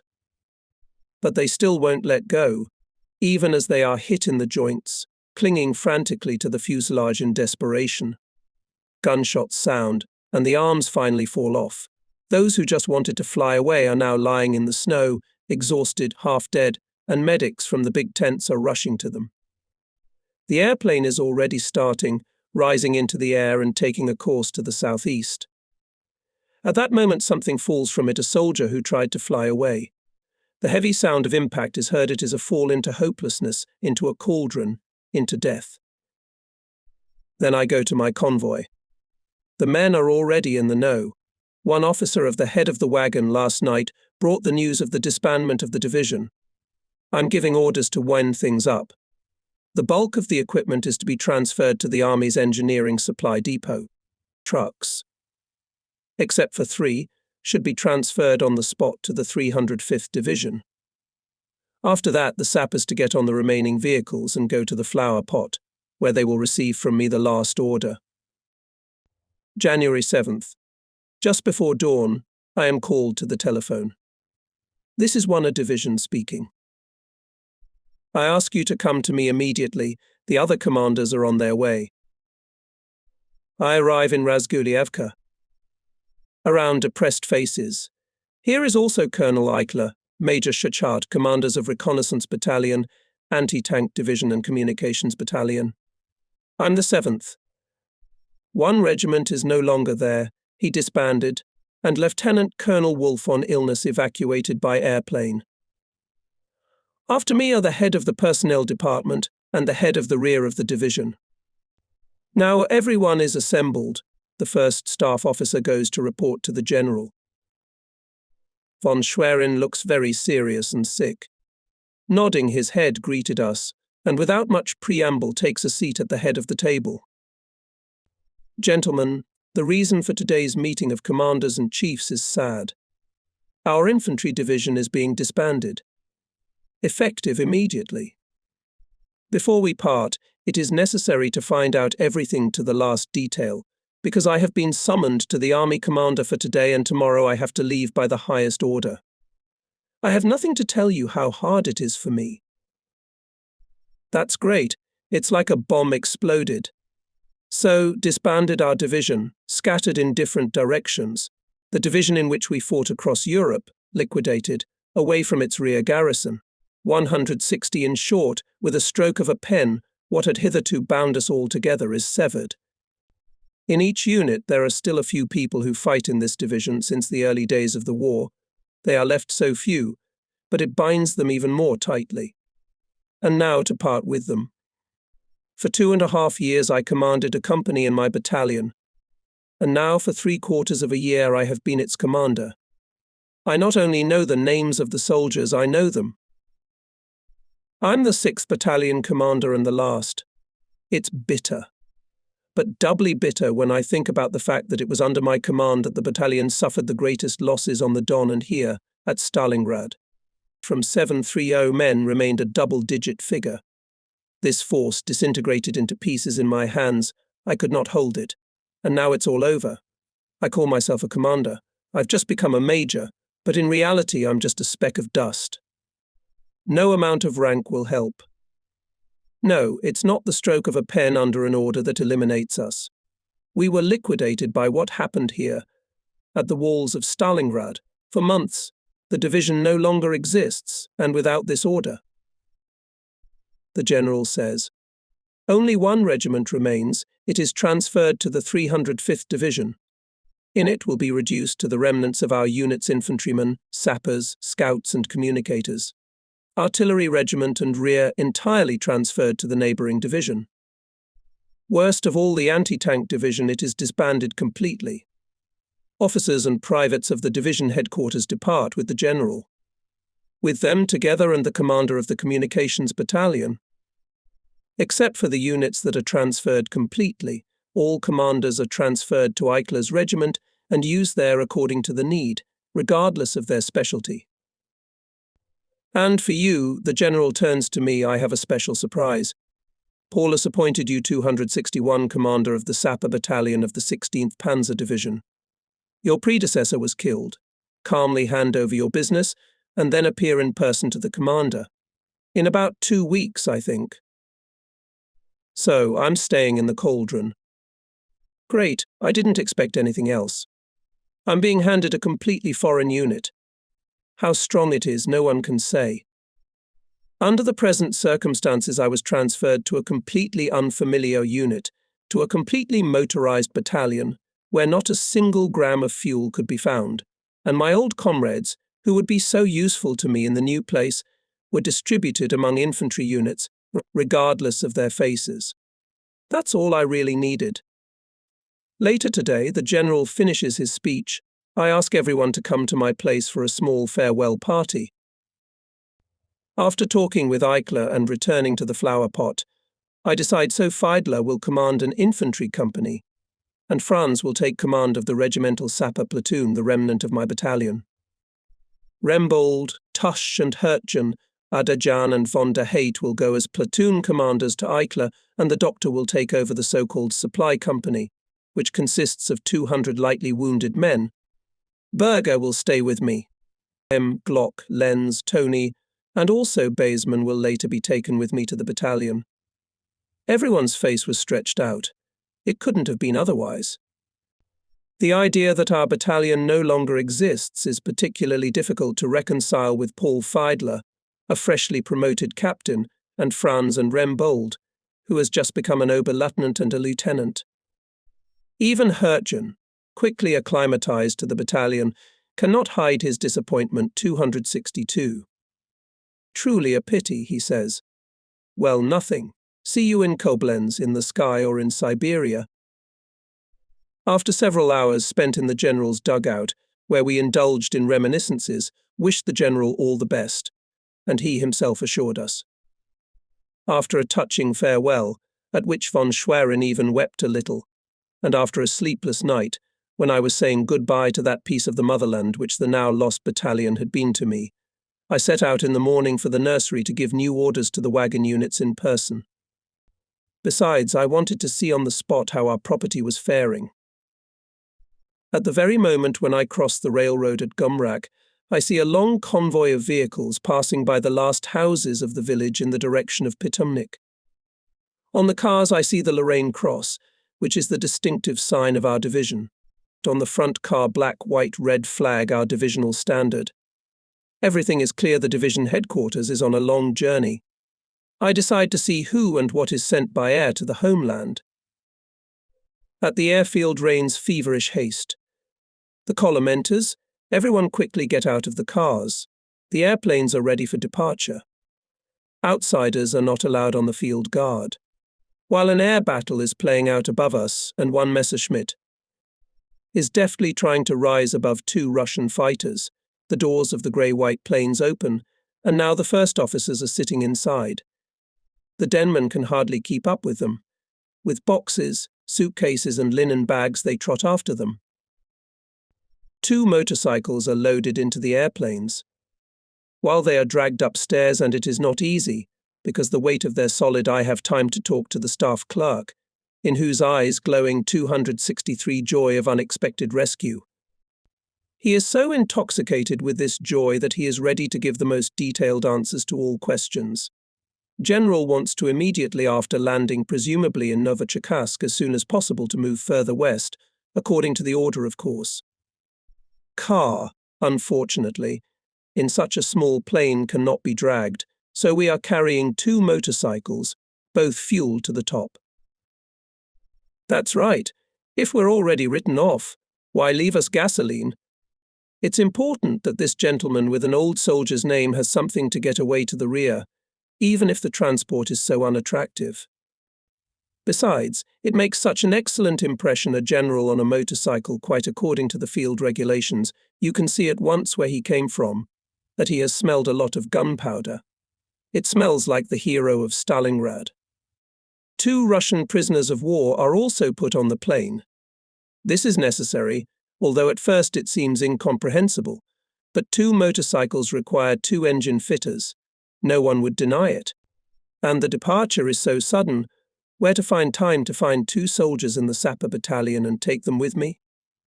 Only 2 men from headquarters I do not see here, both divisional priests, 34.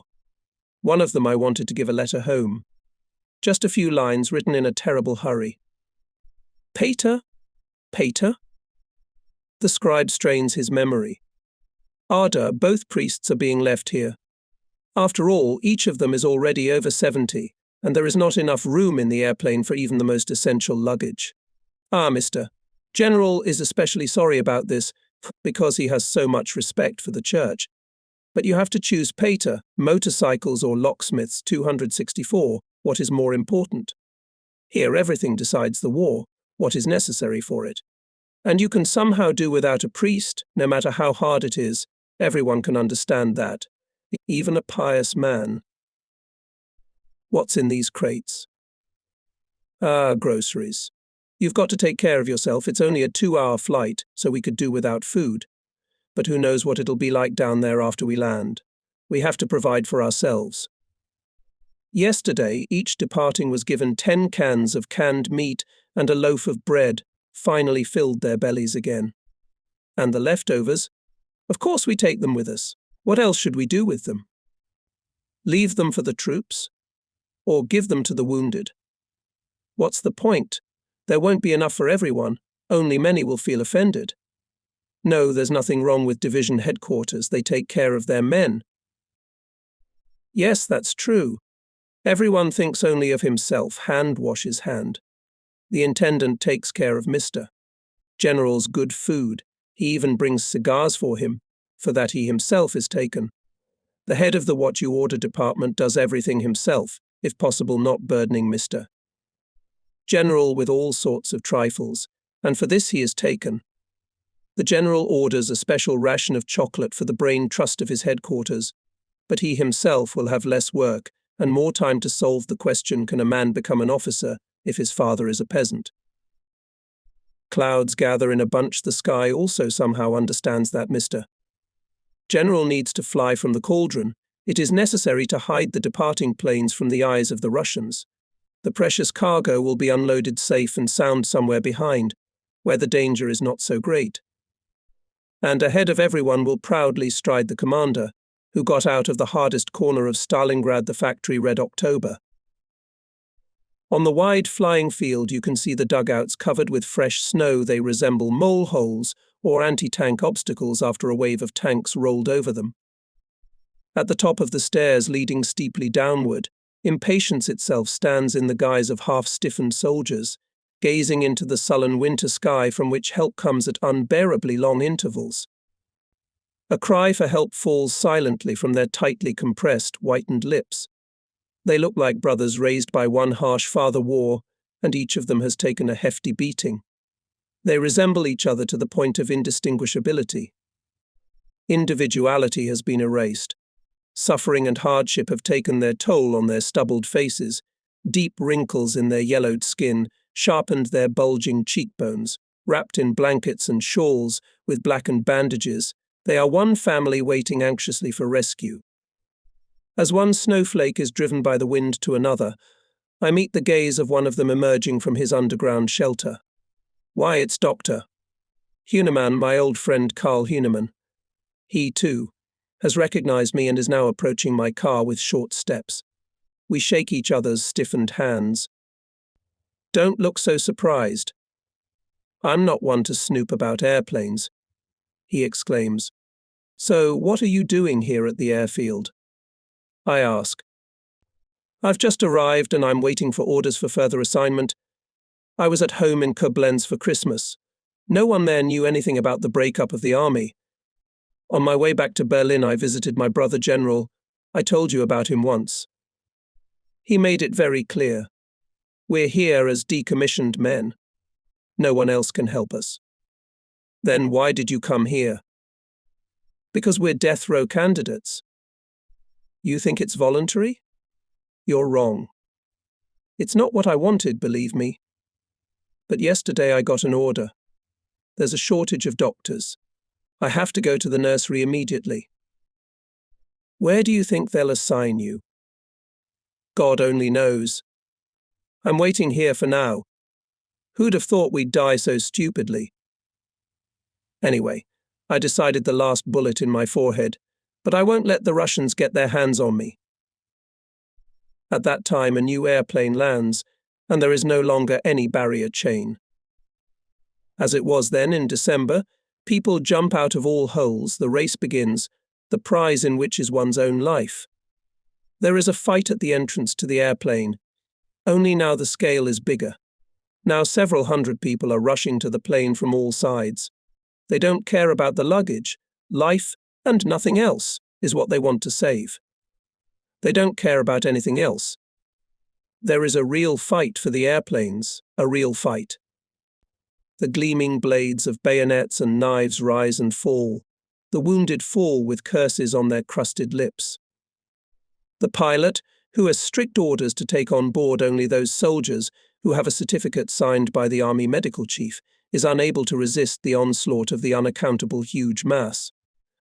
He climbs into his cabin, and the pus-smelling and sweat-smelling pile of bodies squeezes through the narrow door inside. Whoever is inside is alive, whoever is left outside is dead. In the airplane, the young commander of the ship is just out of his mind. He cannot start, the machine is overloaded, overcrowded. But everyone is glad that finally inside, no one wants to get out. Neither requests nor threats help. They have to throw out the unnecessary by force. But no matter how weak these half-skeletons are, their strength increases, their hands cling frantically to anything. Their fingers are crushed with their heels until they unclench, bloody. But they cling again, and the whole thing repeats itself. In the end, the dropped man falls on a double row of those already lying by the plane and bangs his head on the frozen ground. The scramble lasts for several minutes. No one asks for any more evidence, it no longer makes any sense, just so long as the number of people leaving doesn't interfere with the takeoff. But the door to the plane is still open, and immediately 6 to 8 hands cling to it to claw their way to escape.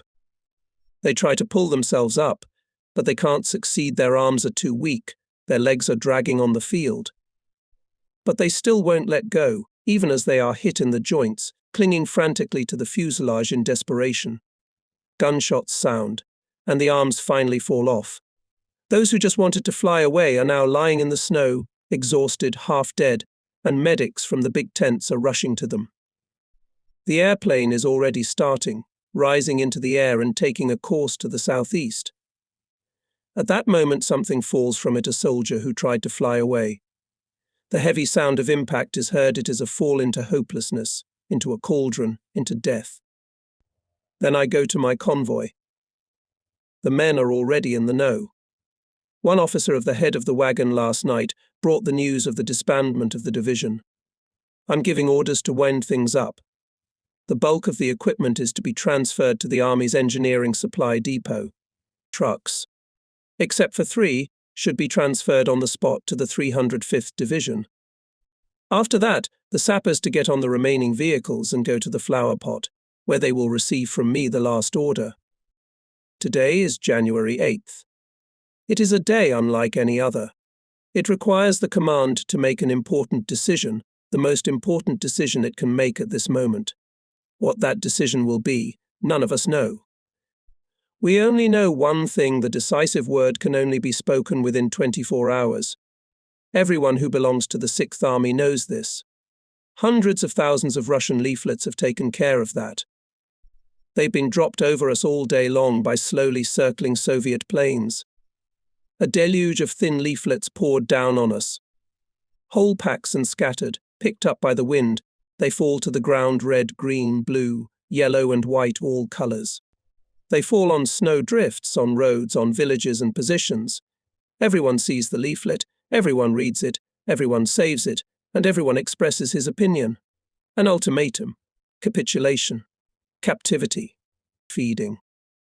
Return to the homeland after the war.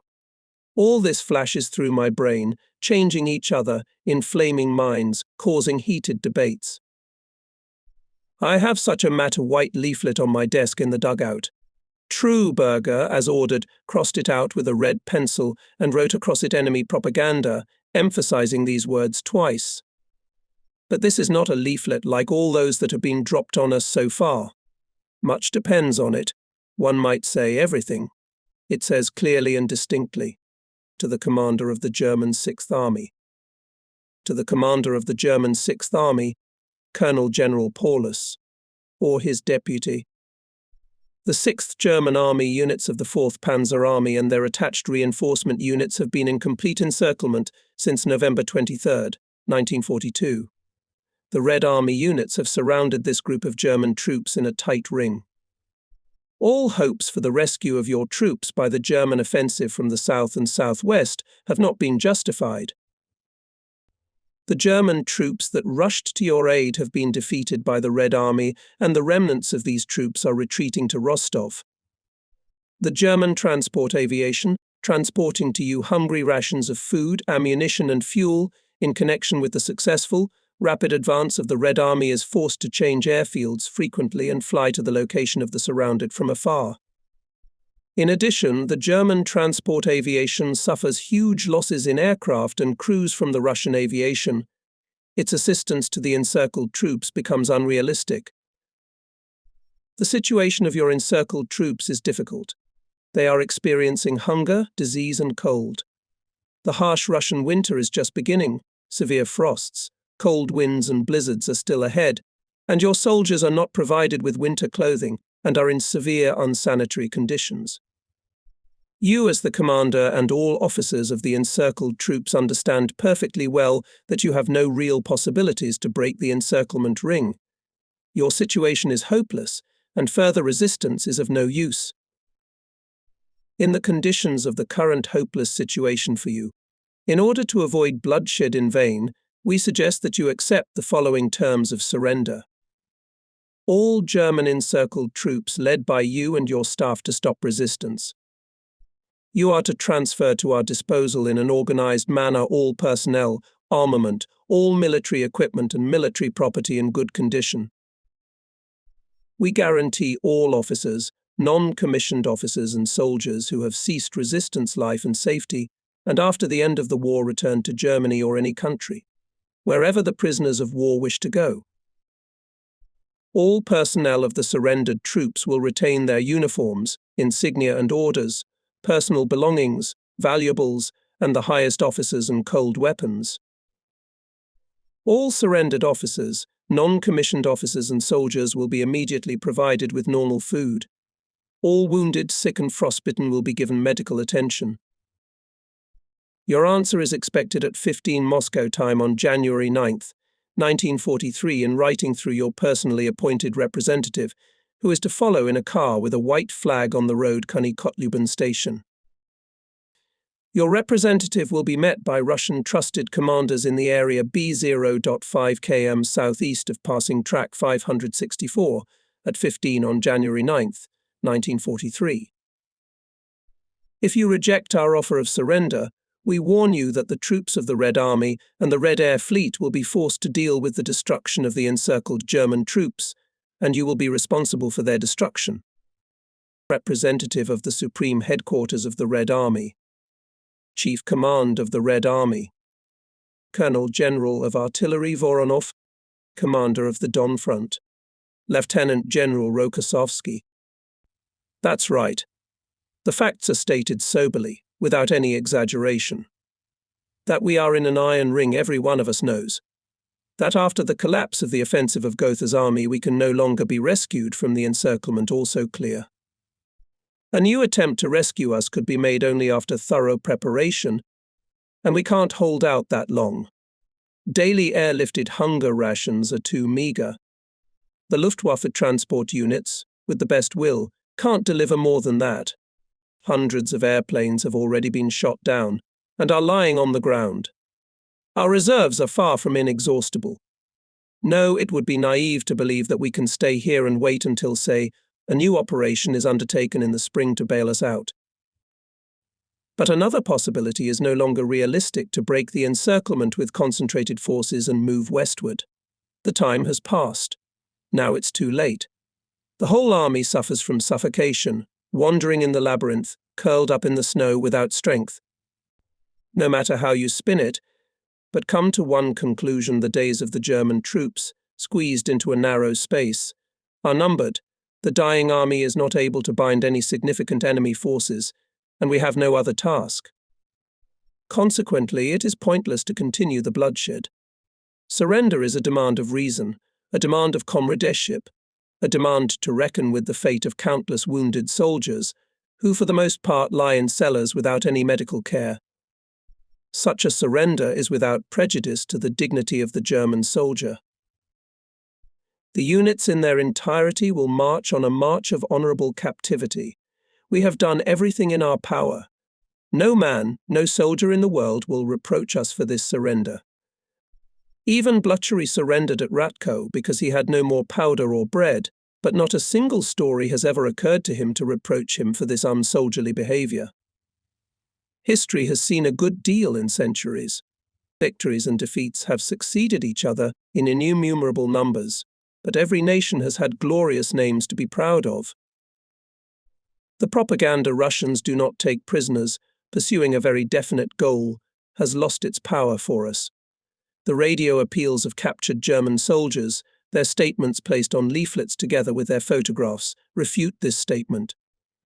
So there is no longer any reason to continue the struggle at any cost to keep ourselves alive. On the contrary, it is guaranteed to us by the terms of surrender. And only one voice rises against it. It is the voice of Hitler himself. His orders are to stand and fight to the last bullet. Paulus has now as little freedom of action as when he asked permission to break through in this, I am firmly convinced. The first time the army commander obeyed. But then Goth was coming. What will the commander do today? Because today the situation is completely different. Today Paulus must decide either without any prospect of success to continue to fight to the last and sacrifice the remnants of his army, or capitulate, and thus save what still can be saved. The enormity of the responsibility should make it easier for him to decide the question for the lives of his soldiers against Hitler's orders and oath. Yes, of course, the duty and the main virtue of a good soldier to obey always and everywhere, even if he does not understand the meaning of the received order. But here we have the facts themselves speaking in their authoritative language. In the last 6 weeks alone, 100,000 people have been killed in round numbers. He who, under such conditions, intends to maintain his blind and stupid obedience at the cost of the deaths of the remaining 200,000 people, is neither a soldier nor a man. He is a well-functioning machine, nothing more. The duty to his own people, who will ask an account for the death of their sons, is higher than the duty of formal obedience. Paulus knows this, and he will act in this way, but only if he will decide for himself, instead of listening to what he is compelled. That's our opinion anyway. After all, we do not know that General Hube has just returned from the Führer's headquarters and brought the strictest order to hold on until the end of February to the army will not break through to the tank corps of the SS troops. For this operation are designed and already being prepared for the life standard of the Führer Adolf Hitler and the Division Reich. As in the Colosseum arena of ancient Rome, the defeated gladiator turned his eyes with a plea for mercy to the bed of the emperor, so the Sixth Army froze, waiting for the decision of its commander. The next day comes the order Parliamentarians to be met with fire. The die is cast. As soon as the dawn broke on January 10th, and the thick morning fog had not yet dissipated over the vast snowy plain, we were hit by an artillery fire of such strength that we had never experienced even here. Salvo after salvo, rupture after rupture, and where a shell struck, pieces of wood, splinters, blocks of ice, parts of weapons, and shreds of clothing whirled in the winter haze. Between the ruptures are fractions of a second. The ear is unable to distinguish the individual gunshots. The bursts merge into one, a terrible, like a light show. Fire shaft rolls over the positions. There is a continuous rumble and howl all around. Everything shakes and trembles, so that no one is able to stay on his feet, and even in the deepest dugouts glasses dance on the tables. The minutes of waiting stretch endlessly. Half an hour passes, the fire does not weaken. The flow of deadly metal does not subside. On the contrary, it seems that more and more new batteries are coming into action in the north and south, in the east and west. Death and destruction are rushing into the cauldron from all sides, and there is nowhere to hide, no protection, not even temporary safety, because there is no longer a single point not shot by the enemy. And the wave of fire is growing and rolling forward. Here is already surpassed everything conceivable. Consciousness and feelings refuse to perceive what is happening. With all your being, you feel only horror. The end of the world is approaching. Our small, limited world. It has already staggered and is about to collapse. And now Russian soldiers in camouflage coats, barely recognizable, fast as lightning, with faces red from frost, with automatic rifles in their hands, are already creeping and crawling forward. Without the fog, they could have been noticed earlier. Some parts of our western front are clearly visible in clear weather. But to get a foothold, to equip positions in the frozen ground is possible only with the greatest difficulty. In most cases, the soldier has to be content with only hastily erected snow ramparts. They rest on a few points of terrain, here and there towering like camel humps on the table-smooth plain. Hollows and folds of the terrain crossing the steppe are almost indistinguishable. At this time of the year, the white snow covers them up, creating the impression of a completely flat surface. Now a wave of attack rolls across this plain, white figures appearing and disappearing again. The groups deployed in battle order, overcoming ravines and gullies, become larger and smaller, like a wave of the sea surf, which then comes, then recoils, but with deadly inevitability will still catch up with us. And in the breaks in the fog we can see the white monsters rushing at us, and from their barrels their volleys rumble. It's armored death, a rampart that will crush us all. Tanks ahead. Alert! Car after car slowly make their way forward, meter by meter, groping, inconceivably slow. One stops, the engine does not pull. The driver and the attendant jump off, get under the hood, quickly, feverishly quickly, because other cars are piling up behind. The experienced drivers get out, grumbling, go forward to see what's wrong. The young ones, who are in too much of a hurry and have less experience, try to go around, move out of the rut, and after a few meters get stuck firmly neither there nor there. The wheels are buried deeper and deeper in the snow until the truck sits on the diff, and soon the 4 stuck trucks are a barrier to all the others. Push, the first truck's pushed out. It's out of there. The convoy is in motion, but not for long. Another car stops out of gas. The truck is simply overturned to the side and drives on. In the frosty air, the rips are deafeningly heard. A dense snowstorm rises, further reducing visibility, and the caravan of cars with the last drops of gasoline in the tanks, now and then stopping, with difficulty, is making its way eastward. Behind it, the soldiers wearily weave along. Their goal is some cellar in the city. There at least they will have 4 walls and a roof over their heads to protect them from the weather, some peace, and perhaps some food. But the journey is long, very long, and the night is so brutally cold. At the nursery they are still fiddling with individual cars, stubbornly unwilling to start. Hundreds of vehicles are abandoned, and with them the food, which was airlifted only a few hours ago and has not had time to be distributed, the boxes of papers, all sorts of property, and of course the inhabitants of the tents, as well as the infantry who arrived here prematurely. The nursery became a battleground sooner than the command wanted. The Russian onslaught was too strong.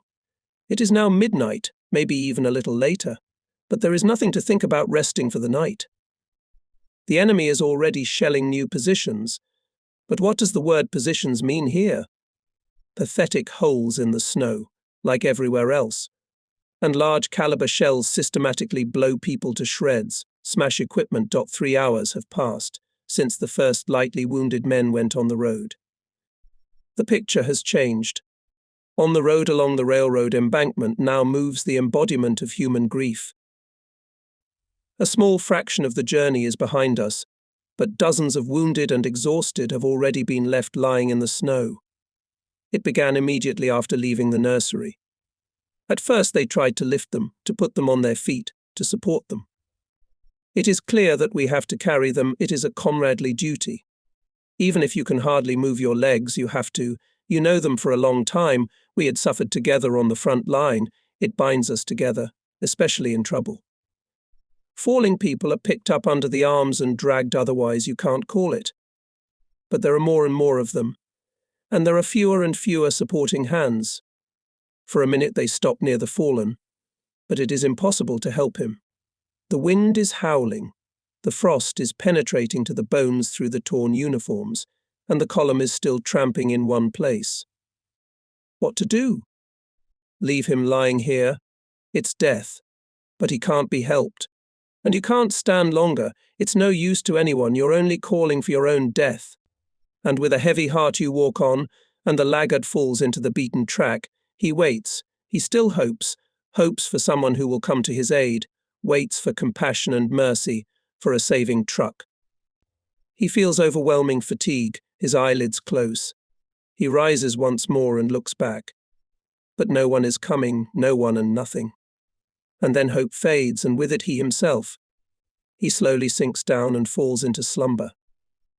And the wind sings his last song to him, covering him with soft snow, higher and higher, until it covers him completely, and only his hand is left sticking out of the snowdrift, crying for help. But he is not alone. At first every 100 meters, and then more and more often they lie, doomed to die, waiting for a great miracle.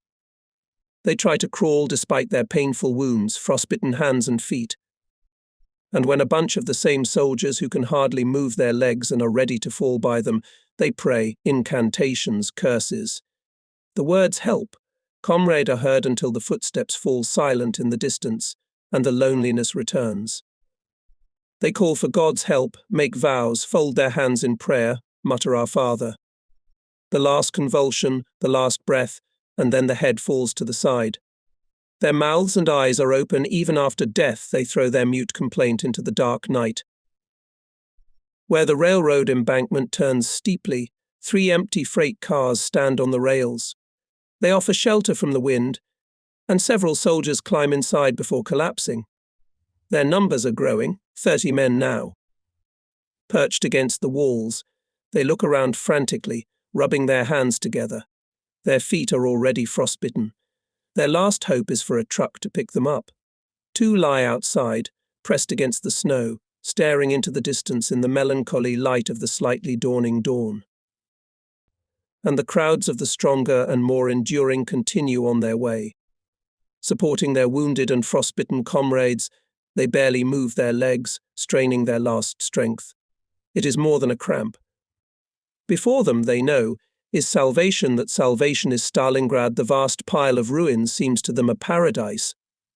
Their muscles are ragged, their stomachs are empty, but the desire to reach it gives them the energy that makes them lift their legs and take the next step.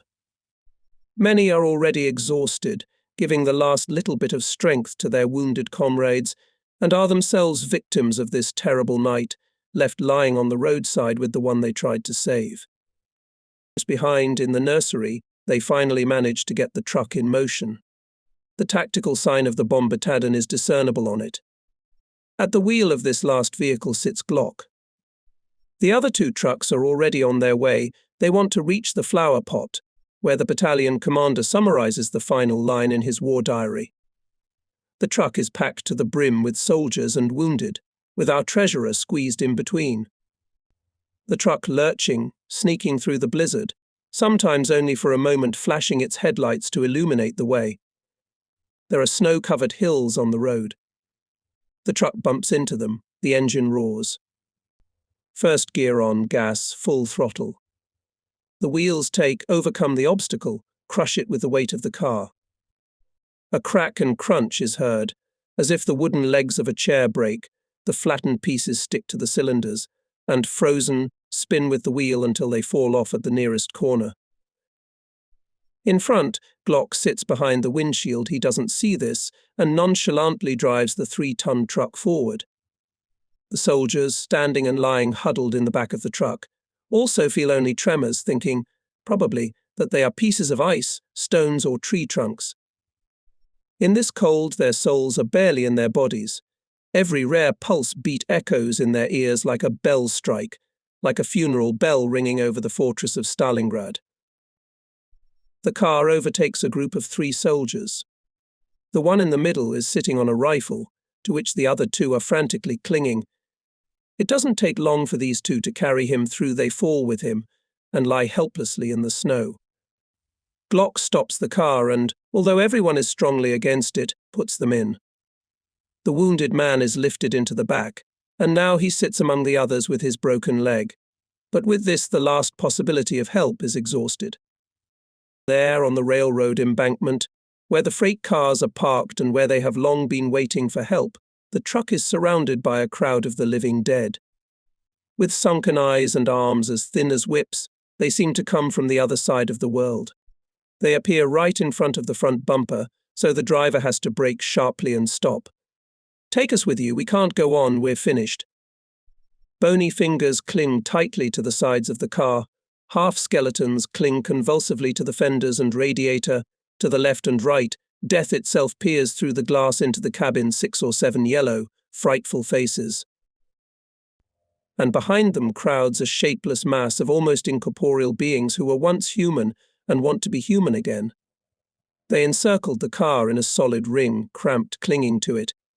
This onslaught of despair is terrible. It is dangerous in the strength and menace that lurks within it. But the last ranks are wavering, swaying, stomping, falling to the ground, and Glock realizes the powerlessness of these soldiers, already marked with the seal of death. Even if one of these shadows, one of these ghosts in uniform, raises his hand threateningly, he will sink back into the ghostly world if no one takes pity on him. But Glock is powerless to help. He has no more room.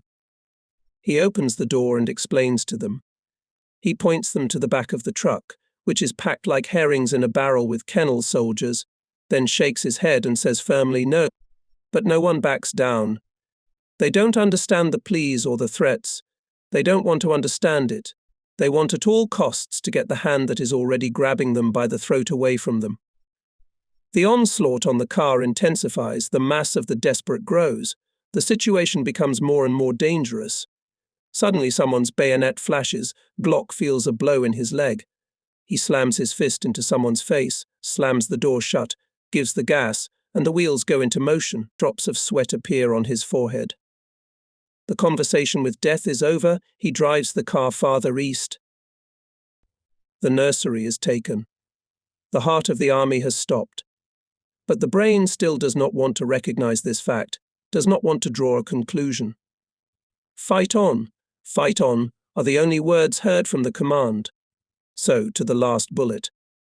Well, this moment is coming. The western front of our encirclement now firmly passes west of Gomrak along the line Pashanka-Bolsha-Rososhka. The space of the cauldron has been halved. In many divisions, machine guns have become a rarity, and there is nothing to say about weapons of larger caliber. Heavy weapons, for the most part, fell into the hands of the enemy in the abandoned positions. In some areas, the remnants of companies and battalions abandon their weapons. The soldiers realize the futility of further resistance and do not want to lay down their heads one by one. They want an end to this horror, and since the command turns a blind eye to the facts and persists in its blind obedience to orders from above, the troops act on their own. The command responds by introducing courts martial. Any soldier who voluntarily stops fighting is to be shot as a deserter or embezzler of food dropped from an airplane. By these draconian measures, the command expects to put an end to the decomposition of the troops. The rifle volleys rattling in the backyards of the houses and the bullet-pierced bodies falling on the dirty snow show that the army headquarters will stop at no means to make the troops hold on, while they are physically at their last breath. Near Gomrak, a new airfield has now been equipped. These days a major has flown here from the OK. He has orders to inspect the boiler and then report to the Führer's headquarters on the situation. His stay in the boiler lasts only 10 minutes. During the meeting on the airfield, The Russian artillery is firing disturbingly, shells falling in close proximity. This is enough for him to jump into the plane ready to take off and hurry away, even forgetting his suitcase in the cauldron. German transport planes, as before, following orders, circling over Stalingrad. From afar, from their bases located hundreds of kilometers away, they deliver us food, ammunition and medicine. They are circling over us, but few of them have the desire to land. At Gomrak airfield there were already too many accidents. Since the ejection signs are rarely posted, the cargo containers, with their partly precious and partly useless contents, mostly fall into the hands of the enemy like a big win in a win lottery. Standing with Berger near the dugout, we watch as a U-52 appears from behind the clouds, and two Russian fighters rush at it from behind a little higher up. They attack the slow-moving Junkers, which can't even defend itself properly. A trail of smoke tells the result. The plane limps, swaying uncertainly in the air, and now it is already falling, flipping over the right wing, flaming, hits the ground, and the explosion completes the performance. When we get to the site of the explosion, there is nothing to see a flat hollow in the snow, pieces of metal scattered far away, a propeller fragment, and a few dozen tin cans, which Berger immediately takes under guard. But there we find something else, something that has so seldom come to us and of late we have been deprived of altogether, a bag of mail. It burst, letters and postcards spilled out of it half burnt. We grab the sack, is there any more? Thin handwriting of wives, angular childish letters. We go through them, look to whom these letters are addressed. Unfamiliar surnames. How to find these people? Maybe they've been lying under the snow for a long time. Like non-commissioned officer Lehman. He's killed on Christmas Day, and a week later his daughter writes to him, "Dear Daddy, we wish you well." The ties that bind us to our homeland are severed. We have become unreachable for them, unreachable for the last greeting. Only death finds its way to us and orders that make its work easier. Orders to fight and orders to die. Even the ceremony of our last minute is developed by the order of the 6th Army headquarters on December 12th. It says to surrender alive as prisoners is a disgrace when there is no more way out. The officer must shoot the soldiers.